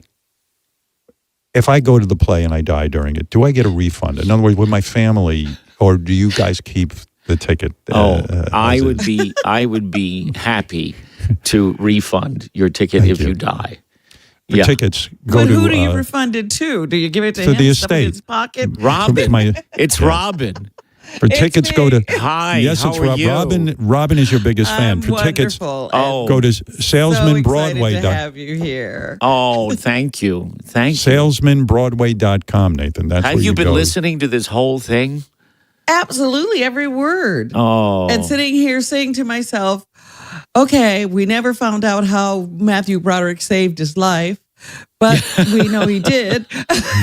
Oh, did he? I was saying, I thought you kind of did address that Matthew was the guy who kind of said to you when you were in the producers and the thing was a hit and it was going on and on and on and on and you were feeling trapped in a hit, that he was the guy who really kept you grounded and kept you going through it, right? Yes, we kept each other grounded, and he was, he's a great friend, you should have you interviewed him? I've never interviewed him, but I've had dinner with him a few times. Oh, well, he's one of the funniest people in the world. And you get him to do some of his impressions. His Marlon Brando is classic. Impression? Really? He seems very quiet at dinner. He is, but he's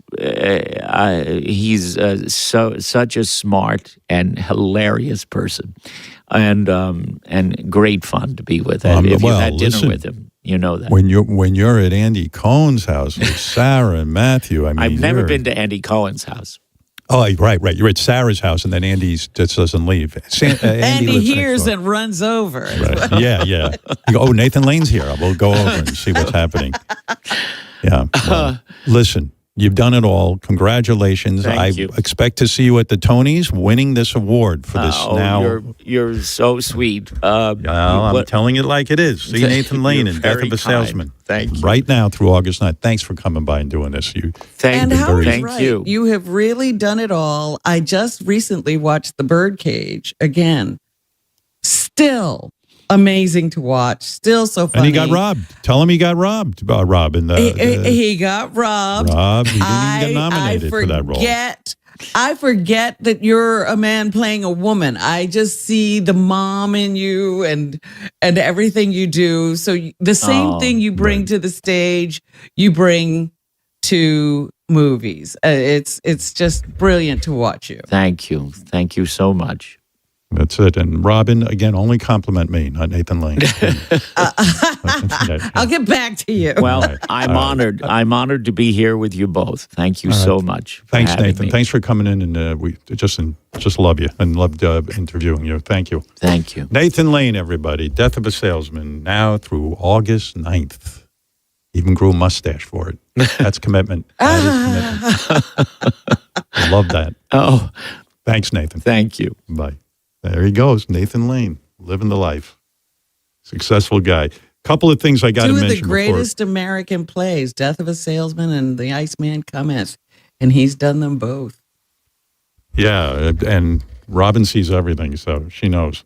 Also, I want to tell you, next week, Jack Antonoff is coming in with a performance by Bleachers, so you'll have that to look forward to. Also, I want you to know we're working on something, and we're going to have it for you next week. J.D. Harmeyer went undercover as an Italian pizzeria owner and spent the day with Sal's father, Tony Governale. It's amazing what you're going to hear. That's right. And there you go. There you go. I do have to mention one last thing, Robin, and it is important. The Howard Stern Wrap-Up Show wants to hear your feedback on today's Howard Stern Show. Starting at 11 a.m. Eastern on Howard 101.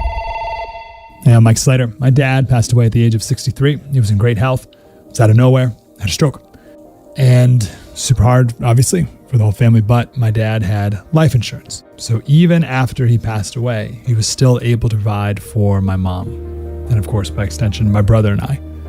This is why I have life insurance for my family, for my wife and 4 kids. And the best place to get life insurance is ethos.com. Because you can do it in 10 minutes. And there's no medical exam and no blood test. Just a few health questions. 10 minutes. You're covered. Your family is covered. You can get $2 million in coverage for $2 a day. That's a 10-year term life policy for a 35-year-old healthy, non-smoking male. We don't like to talk about death in our culture, but everyone's going to die. You are going to die. Get life insurance in 10 minutes so your family is protected.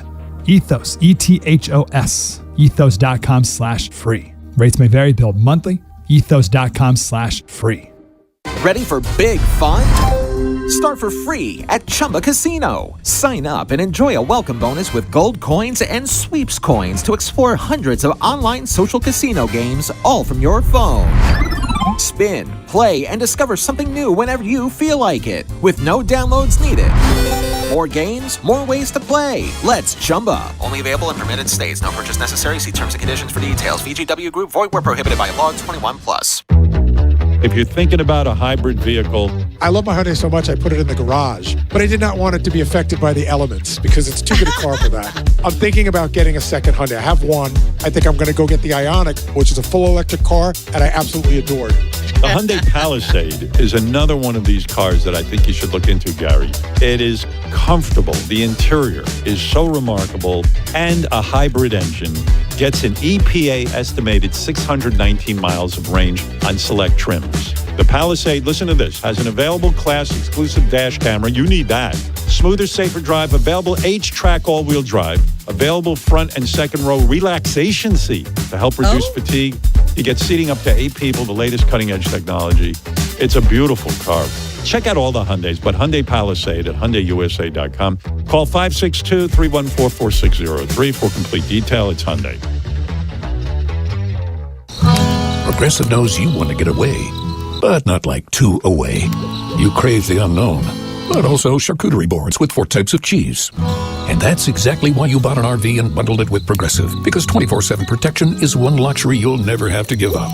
So go ahead, explore the wilderness, all from the comfort of your zero-gravity cap chair.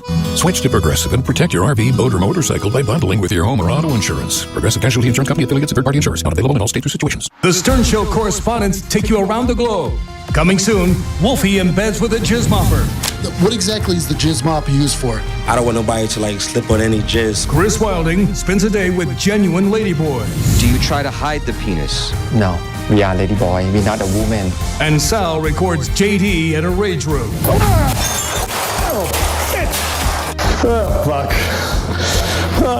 The Stern Show correspondent team going there so you don't have to. Thank God they do that. ZipRecruiter is the place. ZipRecruiter is the place for talented teachers, savvy software developers, and master mixologists. ZipRecruiter is the place where you meet all these people and more. That's because ZipRecruiter is the place for job seekers who are looking for new opportunities. In fact, ZipRecruiter helps 10 million people with their job search every day, so you can find the right candidates right away. It's no wonder that ZipRecruiter is the place for skilled skydiving instructors, accomplished airbrush artists, and proficient pediatricians. But if you're not using ZipRecruiter to hire, you're missing out. ZipRecruiter is the place that's so confident it can make your hiring easier that it lets you try it for free at ZipRecruiter.com/100. So if you want the right candidates for all your roles, ZipRecruiter is the place to go. Try it for free at ZipRecruiter.com/100. That's ZipRecruiter.com/100. Never miss out on great candidates with ZipRecruiter. Hey, it's Nikki Glazer, and my new stand-up special, Good Girl, is coming to Hulu April 24th. Every single woman loves Good Girl. And guys don't want to say it because they're like, it sounds like I'm her dad. And it's like, exactly. Okay, just be my dad. At Starbucks, this girl came up to me and she was like, "Are you?" And I was like, "Yeah." And she was like, "Aware there's a Band-Aid in your hair?" Don't miss Good Girl on April 24th, streaming on Hulu. Terms apply. My name is Christine, and I'm a widow. My husband, Ryan, died. He was a healthy 34-year-old, and 3 months later, he was gone. Thankfully, he had the foresight to get life insurance. Because we had the 2 small children, he decided it was important to get it to make sure that we would have enough in case anything ever happened. The bills were covered, the mortgage was paid, so I could focus on my kids. With Ethos, getting life insurance is fast, affordable, and 100% online. You can get a quote in seconds, apply in minutes, and get same-day coverage. No medical exam, and you can get up to $3 million worth of coverage. We truly don't know how much time we have. Life insurance didn't take away the loss, but it did give us the time and the space we needed to just grieve. Get your free quote at ethos.com/quote. That's ethos.com/quote. ethos.com/quote.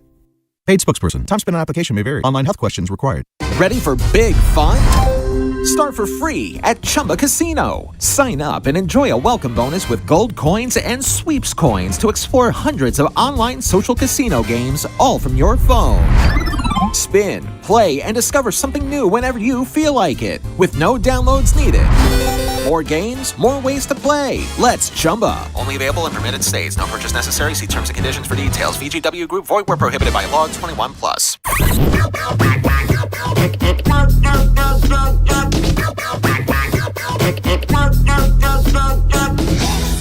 Howard 100.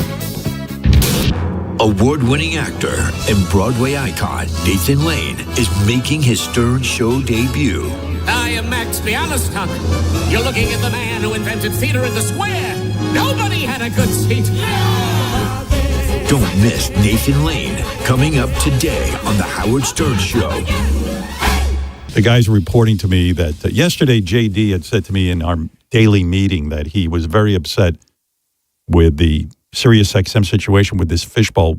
Right? If you work at SiriusXM, they've got it's a great setup, actually. They've got a big, giant studio in the middle of the floor that's surrounded by glass where I guess if special events take place, special radio shows, you get booked into the classroom, the fishbowl. They call it the fishbowl because everyone in there looked like fish when everyone stares at them as they go by. But JD says it's out of control. Is it mostly Andy Cohen who's abusing the fishbowl, JD? Listen, I hate to start things or whatever with people, but yes, I'm not saying he's the only offender, but he is certainly the biggest offender. Two of the biggest events or whatever where you need fucking wristbands to be out in our goddamn lobby were events that were with him. So yes. you were upset because the film The Devil Wears Prada 2 they were promoting, and I guess they had a show in the fishbowl. And what happens is Meryl Streep's a big deal, and Anne Hathaway I guess is a big deal, Emily right? Blunt, Stanley Tucci, the big stars. Oh, they're all in it? Oh yeah, no kidding. Oh yeah, yeah, they're all back. A lot of that Anne Hathaway does it for me. I'll tell you that. She from the pictures I saw, she looked great. I wish. I was not. I was unable to see her because security was stopping us at her door. It is a weird thing. It's almost like the rest of us don't matter when special guests come in. And so you're trying to what? Just go around the hall and get to the bathroom and do all that kind of stuff that you normally do? Yeah, go up to meetings. They block the stairs because you can't go up and down stairs. Why? Stairs. I mean, it's a radio show. Who gives a shit? I mean, okay, I understand maybe a little bit of security, but what? So how many guards are there? Like, who are these guards? I don't know. They have, again, these fishbowl events have now become like they need an audience. They need to bring in 50, 100 people. So I don't know. It feels like 100 people at least to watch. And so they're out there blocking the elevators sometimes because they were waiting to get checked in. And then, yeah, the security guards have to guard them. And it becomes a whole bigger issue. Why don't they book these events outside, like what we used to do? Go to the cutting room or something like that and do the event. They wouldn't clog up all the traffic at Sirius. You know what I mean? Listen, I thought, and one of the things of working here was like, hey, you never know who's going to be in the lobby. There's going to be celebrities everywhere. You never know what you're going to see working here. Okay, I'd like to be able to see some things maybe, but I can't. I can't even go to a meeting without using an elevator. So what happens? You have to have a wristband in order to walk through the hall? Dude, yesterday... Did you have a wristband? Yesterday, I didn't even try. Well, let me understand how it works. Yes. So you work here, and you're walking around in the hall, and then a security guy says, "Hey, you, don't walk here." Is that what happens? Yeah. Can you use the other way? Can you walk around the other way? I'm like, Jesus, I would blow a fit. You know me, I would not put up with that. And listen, yesterday, Devil Wears Prada 2. Big deal. I totally understand that. I can justify. Is it annoying? Yes. If it were like one out of, but let me ask you something. Yes. Well, who's the big deal there that they got to keep protected so much? Well, Meryl Streep? So hold on. Most people work here wouldn't even know who she was. It's not even that anymore. They did this for people for Summer House, this dumb Bravo show. We needed wristbands to go be out in the lobby for that. Summer House? Exactly. What is that, a reality show? Yes. They should interview them with Jeff the Vomit Guy and the West of the Wag Pack. What are you talking about? I mean, they blocked off security for Summer House? There was like a bar they had for them. I'm like, what the fuck is going on? Why does Andy have to do his show in the glass? I love Andy. Let's not get this wrong. But why is he, for Summer House, why has he got to be in the fishbowl? Listen, I like Andy too, but this place he's turning this place into Bravo XM. It's Sirius XM. I don't want to work at Bravo XM. I want to work here. Bravo XM. Maybe they, like Anne Hathaway, or like she's kind of like maybe like she didn't want to see any nerds, like she didn't want to see you in the hallway, Maybe they were trying to protect the only one around here, I bet they're not making the big deal. Sirius is making the big deal. Yeah. I'm sure. I came in. Well, you know what it is? They're inviting people from the public up. And so I admire the fact that Sirius is taking it seriously and saying, hey, if we're going to have people roaming the halls, we want to make sure we got security locked down. It's mostly for the audience that they have. But I would argue in radio, it is so much better when you don't have a live audience I know Andy probably doesn't think this way because he does his television show with an audience, right? The late Watch night What show. Happens Live, yes. Watch What Happens Live. So he's into it. But really, it's a lot better to just lock it down, no audience. Meryl Streep's not looking to look at, normal people. You know what I mean? She's looking... You know what I mean? Anne Hathaway probably despises regular people. Well, I don't know about that. These are elite people who get treated. All they need is a way, a waiting room and a way to get into the studio and a way to get out of the studio. Well, that's all they need. They're not roaming around the halls of Sirius afraid to bump into people. Oh my God, I can't. And so they're making the big deal about this. So what happened? So when Sirius. you were working, what happened? So you didn't have a wristband. Yeah. And when you walked out in the hall, some guy immediately I didn't even try. This has been going on for so long. I know it's not even worth trying anymore because yes, when you come up in the elevator, there was a guy, David Cross, a comedian. I rode up in the elevator with him. Security guy almost turned him away to go the other way. I had to tell them, no, this guy is here to as a guest of a show. So Gary said he was walking through the hall. And for some reason, Victoria Beckham, from the Spice Girls, oh yeah, she's hanging around with the cast of The Devil Wears Prada, but there's no reason for. I mean, as far as we know, there's no reason because she's not in the movie. Is she in the movie, Gary? Victoria Beckham? But they said that she's been doing promotion with the movie. I understand she's the face of Gap. So yeah, but what? Like I'm the face of ugly people. So what? I'm not walking around with The Devil Wears Prada. JD's leaving out a big thing yesterday. Yesterday was like Fashion Week here. It wasn't just regular people. There was a ton of fashion influencers, and every one of them had their own camera crew. And so it was a lot of men. It was a lot of men in dresses running around, and they were playing like loud music. And so it was a crazy scene. So I guess they were trying to do a whole fashion thing. Wait, you say there's men in dresses running around? Oh yeah. And what's their story? They're fashion influencers. But do you think they're like Andy's friends?